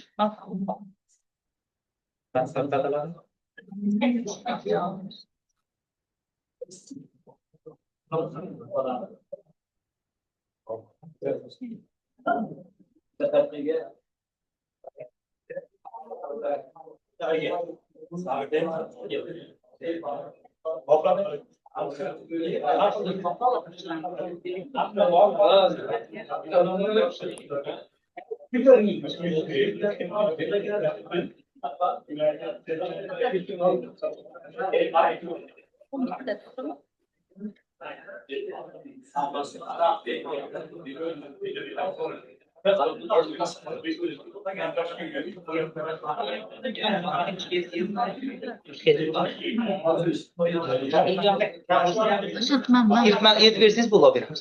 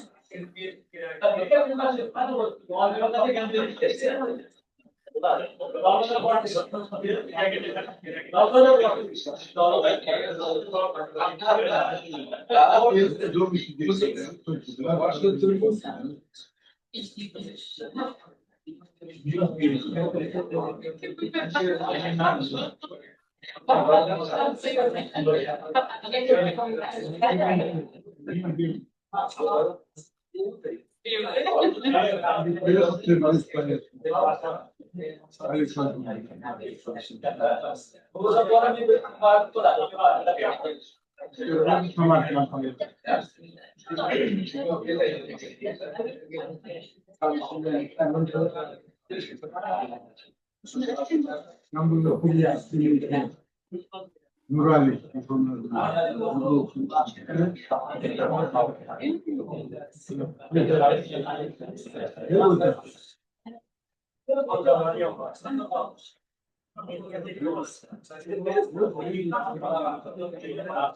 Ya, yüzde asistan.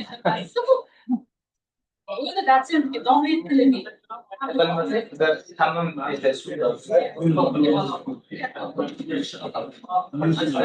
Hiç okumayan bir gelen mi?